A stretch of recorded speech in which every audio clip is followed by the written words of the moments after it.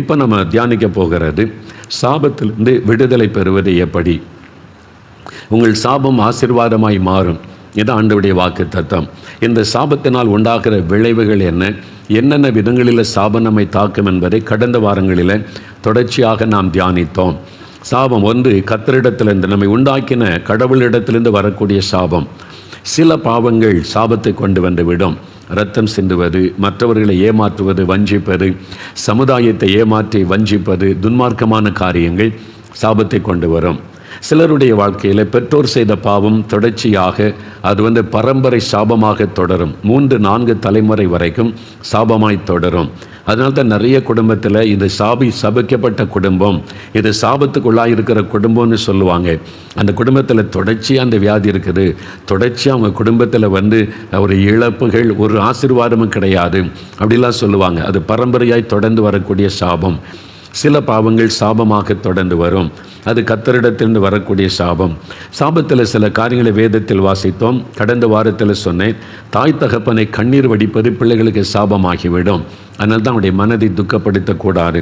ரெண்டாவது, கர்த்தருடைய வேலையை அசதியாய் செய்கிறவன் சபிக்கப்பட்டவன். ஊழியம் செய்த ஆசீர்வாதம் தானே வரும், அப்படி தான் எல்லாம் நினைத்து கொண்டு இருக்கிறோம். வேதத்தை கவனமாக பார்த்தீங்கன்னா, உண்மையும் உத்தமாய் ஊழியம் செய்தால் 1000 தலைமுறைக்கும் ஆசீர்வாதம்.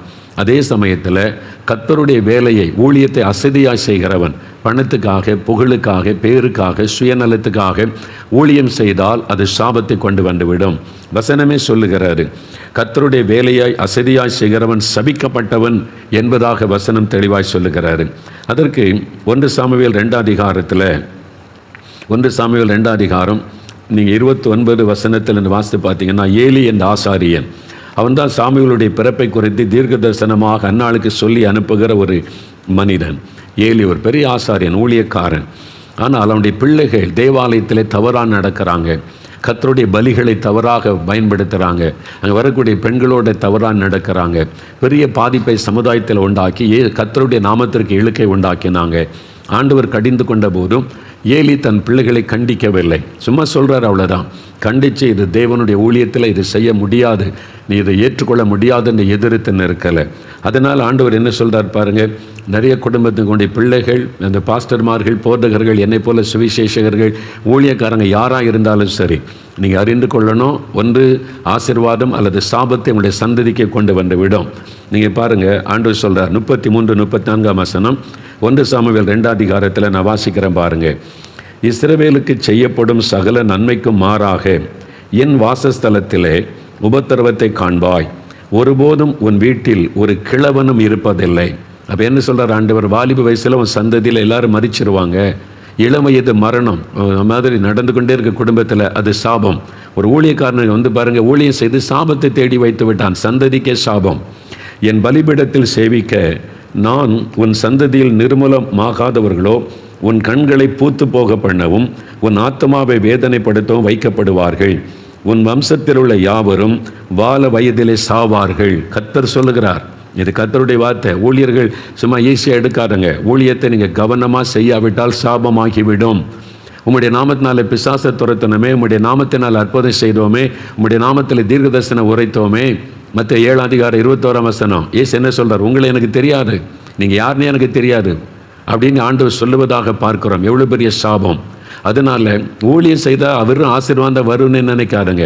உண்மையும் உத்தமாய் ஆத்ம பாரத்தோடு இயேசு சொல்கிறபடி செய்கிற ஊழியங்கள் தான் ஆசீர்வதிக்கப்படும். வெறும் பணத்துக்காக, புகழுக்காக ஆத்ம பாரம் இல்லாமல், ஆண்டவருடைய விருப்பத்தை அறிந்து கொள்ளாமல் இஷ்டப்படி வெறும் பணத்துக்கு புகழுக்கு ஊழியம் செய்தால், அப்படி நான் செய்தால் கூட எனக்கு ஐயோ, அது எனக்கு சாபம். அதனால் சாபத்தை உங்களுடைய சந்ததிக்கு தேடி வைக்காமல் இந்த நாளிலாவது மன திரும்பி ஒப்பு கொடுக்கணும். 2வது உதாரணம் பாருங்கள், 2 ராஜாக்கள் 5 அதிகாரம் 2 ராஜாக்கள் 5 அதிகாரத்தில் எலிசா தீர்க்கதரிசனுடைய வேலைக்காரன், அடுத்து தீர்க்கதரிசியாய் வர வேண்டியவன் கேயாசி. எலிசா கூடவே இருக்கிறான். அடுத்து அவன் தான் ஆண்டவர் தெரிந்து கொண்ட ஊழியக்காரன், தீர்க்கதரிசியாய் வர வேண்டியவன். அவன் பாருங்கள், பணத்துக்கு நாகமானுக்கு பின்னால் போய் தீர்க்கதரிசி சொல்லி அனுப்பினார் என்று வெள்ளியையும் வஸ்திரங்களையும் ஏமாற்றி வாங்கி கொண்டு வருகிறான். அவனுக்கு வெள்ளி மேல் ஆசை, ட்ரெஸ்ஸு மேல் ஆசை, பொய் சொல்லி ஏமாற்றி அவன் வஞ்சனையாக வாங்கி கொண்டு வருகிறான். அப்பொழுது எலிசா அவனை பார்த்து என்ன சொல்கிறான் பாருங்கள், 2 ராஜாக்கள் 5 அதிகாரம் 26-27 வசனம். அப்பொழுது அவன் இவனை பார்த்து, அந்த மனிதன் நாகமான் உனக்கு எதிர்கொண்டு வர தன் ரதத்திலிருந்து இறங்கி திரும்புகிற போது என் மனம் உன்னுடனே கூட செல்லவில்லையா? பணத்தை வாங்குகிறதற்கும் வஸ்திரங்களையும் ஒலிவத்தோப்புகளையும் திராட்சை தோட்டங்களையும் ஆடு மாடுகளையும் வேலைக்காரரையும் வேலைக்காரிகளையும் வாங்குகிறதற்கும் இது காலமா? ஆகையால் நாகமானின் குஷ்டரோகம் உன்னையும் உன் சந்ததியாரையும் என்றைக்கும் பிடித்திருக்கும் என்றான். உடனே அவன் உறைந்த மழை நிறமான குஷ்டரோகியாகி அவன் சமூகத்தை விட்டு புறப்பட்டு போனான். உடனே குஷ்டரோகம் தாக்கிவிட்டது. கேர்ட்ஸ், சாபம். பார்த்தீங்களா, ஒரு ஊழியக்காரன் தன் சந்ததிக்கே சாபத்தை தேடி வச்சுட்டான். அதான் சொல்றாரு, உன்னையும் உன் சந்ததியும் அந்த குஷ்டரோகம் என்றென்றைக்கும் பிடித்திருக்கும். அது மாதிரி அதனால் கர்த்தருடைய ஊழியத்தை செய்கிறவங்க ஜாக்கிரதையை செய்யாட்டா உங்களுடைய சந்ததியை சாபத்துக்குள்ளாக்கிவிடும். அதனால தான் சொல்கிறேன், இந்த சபையில் அரசியல் பண்ணாருங்க, நீங்கள் சபையில் விளையாடாதங்க. சுயநலமாக சபைக்குள்ளே எப்போ நீங்கள் செயல்பட்டீங்களோ சாபத்தை தேடிக்கொள்றீங்கன்னு அர்த்தம். உங்கள் சொந்த விருப்பத்தை நிறைவேற்றவும் சுயநலமாய் செயல்படுவதற்கு சபை கிடையாது. நீங்கள் பிஷப்பாக இருக்கலாம், மாடரேட்டாக இருக்கலாம், போதகராக இருக்கலாம், சபை கமிட்டி மெம்பராக இருக்கலாம், யாராக இருந்தாலும் சரி, சுயநலமாக எப்போ நீங்கள் சர்ச்சுகளை செயல்படுகிறீங்களோ சாபம் உங்களை மேலே வருகிற ஆரம்பித்து விட்டது என்று அறிந்து கொள்ளுங்க. அது தேவனை துக்கப்படுத்துகிற விஷயம். அங்கே கர்த்தருக்கு தான் முதலிடம், தேவ விருப்பத்துக்கு தான் முதலிடம் கொடுக்கணும். உங்களுடைய சொந்த விருப்பத்தை நீங்கள் என்ன சாக்கு போக்கு சொன்னாலும் தேவன் எல்லாவற்றையும் கவனித்து கொண்டிருக்கிறார். அந்த சாபம் உடைய சந்ததியை பாதித்து விடும். இந்த துன்மார்க்குரிய தண்டனை உடனே சீக்கிரமாய் நடவாதபடியால் அவருடைய உள்ளம் துன்மார்க்கம் செய்ய துணிகரம் கொள்கிறதுன்னு வேதத்தில் பார்க்கிறோம். உடனே வராது. அதான் கேயாசிக்கு நடந்த மாதிரி இப்போ உடனே நடப்பதில்லை. ஏன்னா இயேசுடைய கிருபை மனம் திரும்ப வாய்ப்பு கொடுக்கிறார், சந்தர்ப்பம் கொடுக்கிறார். அதை கேட்டும் இருதயத்தை கடினப்படுத்தினீங்கன்னா சாபம் வந்து விடும். ஒரு பேராயருடைய மகன், அவர் பேராயர், சபையில் பேராயர் இருந்தவர், அவருடைய பிள்ளைகளுடைய வாழ்க்கையெல்லாம் பாதிக்கப்பட்டு நாசமாகிவிட்டார். மகன் தகப்பனை பார்த்து சொன்னான், எங்களுக்கு சாபத்தை தேடி வச்சுட்டீங்களாப்பா, ஊழியம் செய்கிறேன்னு சொல்லி நீங்கள் ஆண்டவருக்கு பிரியமில்லாமல் நடந்து நீங்கள் ஆண்டவரை துக்கப்படுத்தி எங்களை சாபத்தை தேடி வைத்து விட்டீர்களே என்று வேதனையோடு அந்த மகன் அந்த பிஷப் இடத்தில் சொன்னதை நான் அறிந்தேன். இவ்வளோ வேதனை இல்லை. எனக்கு பிரியமானவளை ஜாக்கிரதை. You cannot play with God. தேவனுடைய சமூகத்தில் விளையாட முடியாது. மோகன்லால் சார் இருந்தால் அதான், யாராக இருந்தாலும் கத்தரிட்டு விளையாட முடியாது.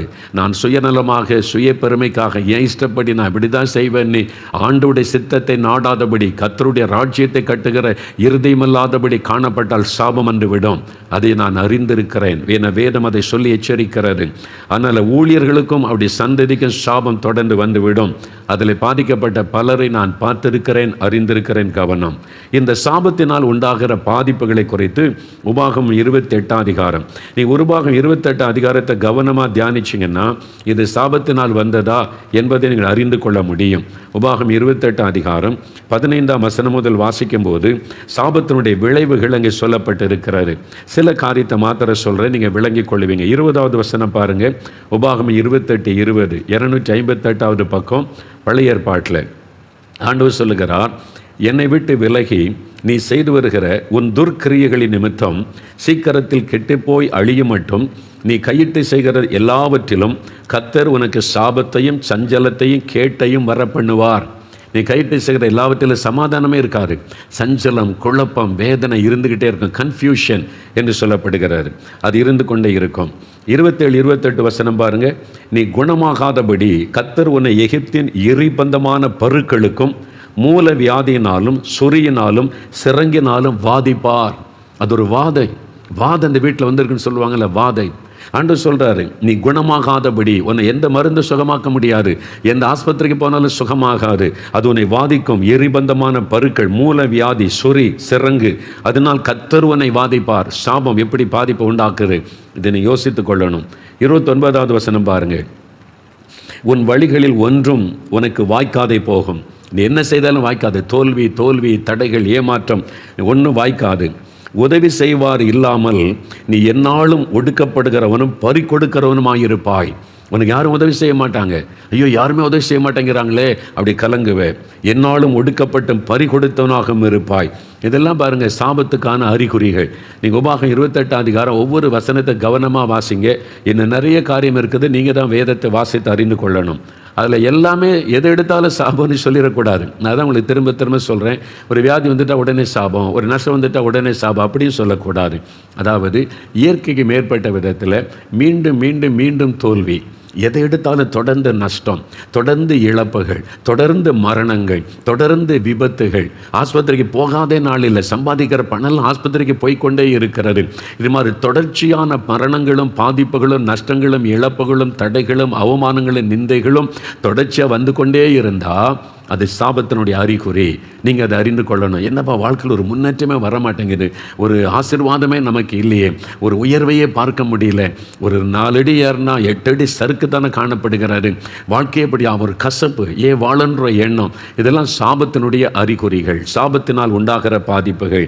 இதை வைத்து நீங்கள் அறிந்து கொள்ளலாம் சாபம் நம்முடைய வாழ்க்கையிலே கிரியை செய்கிறது என்று. சரி, முதலாவது சொன்ன கடவுளிடத்திலிருந்து வரக்கூடிய சாபம். 2வது மனிதனால் வரக்கூடிய சாபங்கள். ஆதியாகமம் 9ஆம் அதிகாரம் 21 25 வசனம் வாசிக்கும் போது, நோவா என்ற தேவ மனிதன் அவனுடைய மகன் செய்த ஒரு குற்றத்தினால அவனுடைய மகனையும் பேரனையும் சபிக்கிறான். சபித்தான் என்று எழுதப்பட்டு 25 வசனம், கானான் சபிக்கப்பட்டவன், பேரனை சபிக்கிறான். அதே மாதிரி இந்த தேசமே சாபத்துக்குள்ளாக்கி போனதை வேதத்திலே பார்க்கிறார். மனிதரிடத்திலிருந்து வரக்கூடிய சாபம். அவன் தகப்பனை துக்கப்படுத்தினதினால் அவன் சபித்து விட்டான். 2 ராஜாக்கள் 2ஆம் அதிகாரம் 23 24 வசனங்கள் பாருங்கள். அங்கே எலிசாவை குறித்து பார்க்கிறோம். எலிசா தீர்க்கதரிசி. 2 ராஜாக்கள் 2ஆம் அதிகாரம் 23 24 வசனம். இல்லைங்க, ரொம்ப கவனமாக இருக்க வேண்டிய விஷயம் பாருங்கள். அங்கே எலிசா என்ற தேவனுடைய தீர்க்கதரிசி, அவன் அவ்விடத்தை விட்டு பெத்தேலுக்கு போனான். அவன் வழி நடந்து போகையில் பிள்ளைகள், சிறு பிள்ளைகள் பட்டணத்திலிருந்து வந்து அவனை பார்த்து மொட்டை தலையா ஏறிப்போ, மொட்டை தலையா ஏறிப்போ என்று சொல்லி நிந்தித்தார்கள். ஒரு தீர்க்கதரிசியை ஊழியக்கான பிள்ளைகள் நிந்திக்கிறாங்க, அவனை காயப்படுத்துகிறாங்க, அவமானப்படுத்துகிறாங்க. மொட்டை தலையா ஏறிப்போ என்று சொல்லி பரிகாசம் பண்ணி சிரித்து நிந்திக்கிறாங்க. அவனுடைய உள்ளத்தை அது காயப்படுத்தினதுனால அப்பொழுது எலிசா அவன் திரும்பி அவர்களை பார்த்து கர்த்தரின் நாமத்தினாலே அவர்களை சபித்தான். உடனே காட்டிலிருந்து 2 கரடிகள் புறப்பட்டு வந்து அவர்களில் 42 பிள்ளைகளை பீறி போட்டது. அவன் சபித்த உடனே கரடி புறப்பட்டு வந்து 42 பிள்ளைகளை கொண்டு போட்டு விட்டது என்று வேதம் சொல்லுகிறாரு. எலிசா செய்கிறது கரெக்டாக தப்பா அதை நான் பேச வரல. அந்த சாபத்தினால் உண்டான விளைவை பார்க்கிறோம். அதனால தான் புதிய ஏற்பாட்டில் நம்ம யாரையும் சபிக்காதங்க, ஆசீர்வதிங்கன்னு ஆண்டவர் சொல்லுகிறார். பழைய ஏற்பாட்டு காலத்தில் தீர்க்கதரிசிலாம் அப்படி தான் இருந்தாங்க. அவங்க அக்கினி இறங்கி அவனை பட்சிக்கட்டுன்னா இறங்கி பட்சித்து விடும், அந்த மாதிரிலாம் இருந்தாங்க. ஆனால் புதிய ஏற்பாட்டில் இயேசு நமக்கு அன்பை கற்றுக் கொடுத்து ஆசீர்வதிங்கன்னு சொல்லி கொடுத்திருக்கிறார். அதே சமயத்தில் ஒரு ஊழியக்காரனுடைய உள்ளத்தை காயப்படுத்தினால் சாபமாக்கிவிடும். அதனால் அவங்க துக்கப்பட்டு சபிச்சுட்டா அது சாபமாக்கிவிடும். அதனால தான் நம்ம கவனமாக இருக்கணும். நீதிமொழிகள் 26:2 என்ன சொல்லுகிறது? காரணமில்லாமல் இட்ட சாபம் தங்காது. காரணம் இல்லாமல் ஒருத்தர் சும்மா நல்லா சபிச்சுக்கிட்டே இருந்தால் அது பலிக்காது, பயப்பட தேவையில்லை. நம்ம பக்கத்து வீட்டில் சபிக்கிறான், எதிர் வீட்டில் சபிச்சுட்டு போட்டோம், அது நம்மளை பாதிக்காது. காரணம் இருந்தால் அது சாபமாக்கிவிடும். எனக்கு தெரிந்த ஒரு ஊழியக்காரர் ஒரு கிராமத்துக்கு ஊழித்து போயிருந்தார். அங்கே ஒரு சகோதரர் நல்ல பக்தி உள்ள விசுவாசி கூட்டத்தெல்லாம் ஒழுங்கு பண்ணியிருந்தார். அவர் சொன்னார், நான் புதுசாக ஒரு வீடு வாங்கியிருக்கிறேன் பிரதர், அந்த வீட்டில் தான் நீங்கள் தங்கணும் அப்படின்னு சொல்லி அந்த வீட்டில் கொண்டு போய் அவரை தங்க வைத்திருந்தார். அந்த வீட்டில் அவர் தங்கியிருந்தார். பார்த்தா அந்த வீட்டில் கீறலாக இருந்தது, வெடிப்பு விழுந்திருந்தது. தரையில் வெடிப்பு, சுவரெல்லாம் வெடிப்பு விழுந்து அது மறுபடியும் பூசி இருக்கிறாங்க, மறுபடியும் வெடிப்பு விழுந்திருக்கு. அப்போ திரும்ப இந்த ஊழியக்காரரை பார்த்துட்டு கேட்டால், ஏன் பிரதர் இந்த வீடு வெடிப்பு விழுந்திருக்குது? அந்த சகோதரர் சொன்னால் தான் தெரியல பிரதர், நான் இந்த வீட்டை புதுசாக வாங்கினேன், வேறு ஒருத்தர்கிட்ட வாங்கியிருக்கிறேன். நான் எல்லாத்தையும் க்ளீன் பண்ணி புதுசாக்குனா வெடிப்பாக விழுது, தரை வெடிக்குது, சுவர் வெடிக்குது. நான் வாங்கும்போது அப்படி இல்லை, நான் அதை கொத்தி பூசி சரிப்படுத்தினாலும் மறுபடியும் அது வெடிக்கிறது, ஏன் நீ புரியவில்லை என்று சொன்னார். இந்த ஊழியக்காரர் நல்ல ஒரு வரம் பெற்ற ஊழியக்காரர். அவர் சொன்னார், நான் ஆண்டவரிடத்தில் அதை குறித்து விசாரிக்கிறேன் என்று சொல்லி இரவு நேரம் இந்த வீட்டிலே தனிமையாக தான் அவர் தங்கியிருந்தார். தேவ சமூகத்திலே ஜெபிக்கும் போது, ஆண்டவரை ஏன் இந்த வீடு வெடிக்கிறது, இந்த வீட்டில் அப்படி என்ன இருக்கிறது என்று அவர் ஜெபம் பண்ணின போது கர்த்தர் ஒரு காரியத்தை வெளிப்படுத்தி காண்பித்தார். என்னவென்றால், அந்த வீடு ஒரு சகோதரனுக்கும் சகோதரி குடும்பமாக இருந்தாங்க, பிள்ளைகளோடு, அவங்களுக்கு சொந்தம். அந்த சகோதரர் மரித்து விட்டார். இப்போ அவருடைய மனைவி விதவை ஆயிட்டாங்க. அவர் கணவர் உயிரோடு இருக்கும்போது இவரிடத்தில் கொஞ்சம் கடன் வாங்கியிருந்தார். நான் பிஸ்னஸ் செய்து கொஞ்சம் கொஞ்சமாக தந்து விடுகிறேன் என்று கொஞ்சம் கொஞ்சமாக கொடுத்து கொண்டு இருந்தார். ஆனால் அவனுடைய கணவர் இறந்ததுனால இந்த விதவை சகோதரியால் என்ன செய்கிறது, வருமானத்துக்கு வழி இல்லை, பாதிப்பு, ரொம்ப கஷ்டப்பட்டு குழந்தைகளை வச்சு என்ன பண்ணுன்னு தடுமாறி போனார்கள். அப்படி கவலைப்பட்டு கலங்கியிருந்த சமயம் இந்த சகோதரர் போய், நான் கொடுத்த கடனை திருப்பி கொடுங்க. அப்போ அவர் சொன்னார், கணவர் இறந்துட்டார், நான் இனிமேல் தான் வேலை செய்து ஏதாவது முயற்சி பண்ணி கொஞ்சம் கொஞ்சமாய் தருகிறேன் என்று சொன்னபோது, இல்லை உடனே எனக்கு பணம் வேண்டும் என்று நிர்பந்தப்படுத்தினார். இவர் சொன்னார், உங்களுக்கு கடனை கொடுக்க முடியாட்டா வீட்டை எனக்கு தந்துடுங்க, நான் ஒரு விலை கொடுத்து அதை வாங்கி கொள்ளுகிறேன், அதற்குரிய பணத்தை தருகிறேன், மீதி பணத்தை நான் தருகிறேன், என்னுடைய பணத்தை எடுத்துக்கொள்கிறேன்னு சொன்னார். அந்த சகோதரி எவ்வளோ சொன்னாங்க, நான் என் பிள்ளைகளை எங்கே போவேன், இந்த வீடு ஒன்று தான் எங்களுக்கு சொந்தம், இது இருந்தால் நான் ஏதாவது வேலைகளை செய்து என் பிள்ளைகளை நான் பிழைக்க வைக்க முடியும், நாங்கள் இங்கேருந்து வீட்டை விட்டு வெளியே போயிட்டால் வாடகை கூட வழியெல்லாம் போயிருமே என்று சொல்லி அழுதார்கள். இவர் சொன்னார், அதுக்கு நான் என்ன செய்ய முடியும், என்கிட்ட வாங்கின கடனுக்கு நீங்கள் பதில் செய்யணும்லன்னு சொல்லி இந்த வீட்டை எடுத்துக்கொள்வதிலே அவர் குறியாக இருந்தார். அதனால் நெருக்கடி கொடுத்து அந்த விதவை சகோதரி வேறு வழி இல்லாமல் சரி எடுத்துக்கொள்ளுங்கன்னு சொன்னால், இவர் அந்த வீடு என்ன மதிப்பை பெறுமோ அந்த நிலமும் வீடும் அந்த பணத்தை கொடுக்கவில்லை. அது ஒரு 30 லட்சம் பெருன்னு வைத்து கொள்ளுங்க. இவர் சொன்னார், நான் 20 லட்சம் தான் தருவேன். இல்லைங்க 30 லட்சம் பெருமை, இல்லை நீங்கள் கடன் வாங்கியிருக்கீங்க, இவ்வளோ தான் என்னால் தர முடியும் அப்படின்னு சொல்லி அந்த வீட்டை குறைந்த விலைக்கு, அதாவது நியாயமான விலை கொடுத்து வாங்காமல் நெருக்கடி கடனால் நெருக்கி அந்த விதவை சகோதரிக்கு கேட்க யாரும் இல்லைல்ல, இவ்வளோ தான் பணம் என்று கொடுத்து அனுப்பிவிட்டார். அனுப்பிவிட்டு கர்த்தர் எனக்கு ஒரு குறைஞ்ச விலைக்கு வீடு கொடுத்துட்டாரு அப்படின்னு சந்தோஷப்பட்டு ஜெபித்து இவர் வீட்டை புதுப்பிச்சு எல்லாம் சரி பண்ணினார். அந்த ராத்திரியில் அந்த ஊழியக்காரருக்கு இதையெல்லாம் கர்த்தர் வெளிப்படுத்தி அந்த விதவை தன் குழந்தைகளோடு இந்த வீட்டை விட்டு போகும்போது இந்த வீட்டை பார்த்து கண்ணீர் வடித்து கொண்டே போனாள். என் கணவர் உயிரோடு இருந்திருந்தா இப்படி ஏமாற்றி இருப்பாங்களா, எனக்கு நியாயமாய் கொடுக்க வேண்டிய பணத்தை கூட தரலையே, நான் என்னை என் பிள்ளைகளை தெருவில் அனுப்பிட்டாங்களே, நீ அழுது கொண்டே அவள் போனாள். அந்த கண்ணீர் என் சமூகத்தில் வந்தது. அந்த சாபம் இந்த வீட்டின் மேல் இறங்கி இருக்கிறது என்று ஆண்டவர் வெளிப்படுத்தினார். அடுத்த நாள் காலை அந்த சகோதரர் வந்தார். விசுவாசி தான், நல்ல ஜெபிக்கிறவர், பைபிள் வாசிக்கிறவர், ஊழியெல்லாம் ஒழுங்கு பண்ணியிருக்கார்ல. அப்படி தான் நிறைய பேர் கிறிஸ்தவங்க நினைக்கிறோம். பக்தின்னு சொல்லி இன்றைக்கி நிறைய தப்பு பண்ணி சாபத்துக்குள்ளே இருக்கிற நிறைய கிறிஸ்தவர்கள் இருக்கிறாங்க. அந்த ஊழியக்காரர் காலையில் அவரை பார்த்து பேசினார், பிரதர், இந்த வீட்டை ஒரு விதவைகிட்டேருந்து நீங்கள் வாங்கினீங்களா? ஆமாம். அவங்களுக்கு நியாயமாக கொடுக்க வேண்டிய பணத்தை கொடுத்தீங்களா? அவர் பதில் சொல்லவில்லை. அப்போ சொன்னார், இரவில் ஆண்டவர் என்னோடு பேசினார், நீங்கள் இந்த வீட்டை குறைந்த விலைக்கு ஒரு விதவையை கட்டாயப்படுத்தி ஏமாற்றி எடுத்துக்கொண்டீங்க. அந்த விதவை கண்ணீரோடு இந்த வீட்டை விட்டு போகி அழுது கொண்டே போனாங்க. அந்த சாபம் இந்த வீட்டின் மேல் இறங்கி இருக்கிறது. இந்த வீட்டில் யார் இருந்தாலும் ஆசீர்வாதம் வராது, அது உங்களுக்கும் சாபம். இனி அது உங்களுடைய குடும்பத்தை தாக்க ஆரம்பிக்கும். சொன்ன உடனே நடுங்கி போனார். அப்போ நான் என்ன செய்யணும் இந்த சாபம் மாறுவதற்கு? அவர் சொன்னார், முதல்ல ஆண்டவர்கிட்ட மன்னிப்பு கேளுங்க, நீங்கள் செய்தது பாவம், அது அநியாயம், அதனால் ஆண்டவரிடத்தில் ஒப்பு கொடுத்து மன்னிப்பு கேளுங்க. ரெண்டாவது, அந்த விதவை சகோதரி எங்கே இருந்தாலும் கண்டுபிடித்து நியாயமாக எவ்வளோ நீங்கள் அந்த வீட்டுக்கு ஒருத்தோ அந்த பணத்துக்கும் அதிகமாக கொடுங்க. ஏற்கனவே உள்ள அந்த பணத்தை அந்த வீட்டு மதிப்பை விட கொஞ்சம் அதிக பணம் கொடுத்து என்னை ஆசீர்வதிங்கன்னு கேளுங்க. அவங்க மனப்பூர்வமாக மன்னித்து ஆசீர்வதிக்கும் போது தான் இந்த சாபம் மாறும். அல்லது இனி அது உங்களுடைய குடும்பத்தை தாக்க ஆரம்பித்து விடும் என்று அந்த ஊழியக்காரர் சொன்ன உடனே, சரி பிரதர், அப்படியே செய்கிறேன் என்று அந்த விதவையை தேடி கண்டுபிடித்து போய் மன்னிப்பு கேட்டார். அது மாத்திரமல்ல, அந்த வீட்டு மதிப்பை விட அதிக பணத்தை கொடுத்து நீங்கள் நல்லா இருக்கும்படிக்கு நான் இந்த பணத்தை தருகிறேன், வைத்து கொள்ளுங்களேன்னு சொல்லி அவங்க மனதார ஆசீர்வதித்தார்கள். அதன் பிறகுதான் சாபம் மாறினர். பாருங்கள், இது மனுஷரினால் உண்டாகிற சாபம். அவங்கள கண்ணீர் வெடிக்க வைக்கும் போது சாபமாக்கிவிடும், பாதிப்பை உண்டாக்கிவிடும். அதனால தான் நம்ம கவனமாக இருக்கணும். விதவைகள் கண்ணீர் வெடிக்கும்படி நீங்கள் நடந்து கொண்டீங்க. அவங்க எப்படி அழுவாங்க தெரியுமா? எனக்கு யார் இருக்கா கேட்க, என் கணவர் இல்லைன்னு தானே என்னை குடும்பப்படுத்துகிறாங்க. தேவன் அதை கேட்பார். அது சாபமாகிவிடும். விதவைகளின் வீடுகளை பட்சிக்கிறவர்கள், ஏமாற்றுகிறவர்கள் சாபத்துக்குள்ளாகிடுவாங்க. அதனால தான் அது மனுஷரால் வருகிற சாபம். அவங்க இருதயத்தில் வேதனையோடு அழுதுட்டாலே சாபமாகிவிடும். அதனால தான் நீங்கள் போய் மனுஷரோடு ஒப்புரவாகுங்க என்று கர்த்தர் சொல்கிறார். அதே மாதிரி சகோதரர் சாம் ஜபத்தர் அண்ணன் ஒரு சம்பவத்தை சொன்னாங்க. சென்னையில் அன்றன்றுள்ள அலுவலகத்தில் இருந்தபோது ஒரு சகோதரர் வந்தார். தாசில்தாராய் பணி செய்தவர், கவர்மெண்ட்டில் ரிட்டையர்ட் ஆகிட்டார். அவர் ஒரு வீடு கட்டியிருந்தார் சென்னையில். பல லட்சம் ரூபாய்க்கு வீடு கட்டி பிரதிஷ்டெல்லாம் பண்ணிட்டார். அதன் பிறகு அண்ணனை பார்க்க வந்தார். அப்போ என்னென்ன ரொம்ப துக்கத்தோடு வந்தார். அவங்களுக்கு நிறைய தெரிஞ்சவங்க தான். அவர் ஊழியத்தில் பழகினவர்.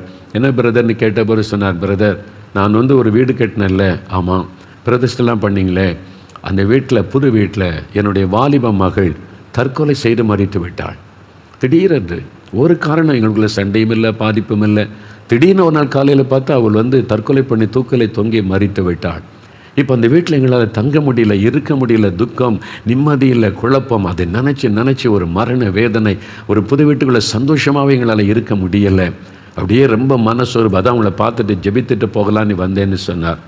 சாம் ஜபத்துறன்னு அவரை பார்த்து கேட்டாங்களா நேரடியாக, நான் உங்கள்கிட்ட ஒன்று கேட்குறேன், நீங்கள் மறைக்காமல் சொல்லணும். சரி, நீங்கள் இத்தனை லட்ச ரூபாய்க்கு பெரிய வீடு கட்டினீங்க, ஆமாம், அதில் உங்கள் சம்பள பணம் எவ்வளவு, நீங்கள் சம்பாதிச்சு உங்களுக்கு கிடைக்கப்பட்ட வருமானம் எவ்வளவு, லஞ்ச பணம் எவ்வளவுன்னு கேட்டாங்க. அவர் எதிர்பார்க்கவே இல்லை இப்படி கேட்பாங்கன்னு. அதிர்ந்து போனார். ஆனால் சொன்னார், பாதி பணம் லஞ்ச பணம் தான் பிரதர், நான் உண்மையை ஒத்துக்கிறேன், பாதி பணம் லஞ்ச பணம் தான். அப்போ தாங்க சொன்னாங்க, அது சாபம். லஞ்சம் கொடுக்கிற யாரும் ஒரு ஏழை, ஒரு சாதாரண மக்கள் நியாயமாக நீங்கள் கையெழுத்து போட்டு கொடுக்கறதற்கு காசு வாங்கினீங்கன்னா அவங்க ஆசீர்வதித்து கொண்டே தர மாட்டாங்க. ஒருவேளை அரசியல்வாதி பணக்கார ஏமாற்றி அடுத்தவங்க சொத்தை எடுக்கிறதுன்னா பணம் தருவான்.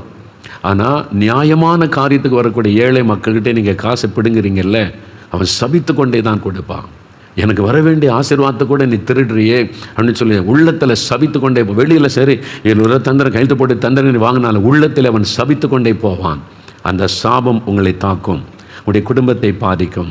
நீங்கள் வாங்கினதில் பாதி லஞ்ச பணம், அந்த லஞ்சம் சாபத்தை கொண்டு வந்து விட்டார், உங்கள் வீட்டில் பாதிப்பை கொண்டு வந்து விட்டார். அதுதான் இந்த சாபம். உங்களுடைய பிள்ளையை அது பழி வாங்கி விட்டது. இப்போ உங்களுடைய குடும்பத்தில் சமாதானம், இந்த வீட்டில் தங்க முடியலையே, நிம்மதியாக இருக்க முடியலையே அப்படின்னு சொன்ன உடனே அவர் கலங்கி, இப்போ நான் என்ன செய்கிறது பிரதர், நான் தப்பு பண்ணிட்டேன், நீங்கள் சொல்கிறது கரெக்ட் தான், நான் ஒரு இயேசுவை அறிந்த நான் அந்த லஞ்சம் வாங்கியிருக்கக்கூடாது, எல்லாரையும் பார்த்து எல்லாரும் செய்கிறாங்க, எல்லோரும் நல்லா தானே இருக்கிறாங்கன்னு நினச்சிட்டேன்.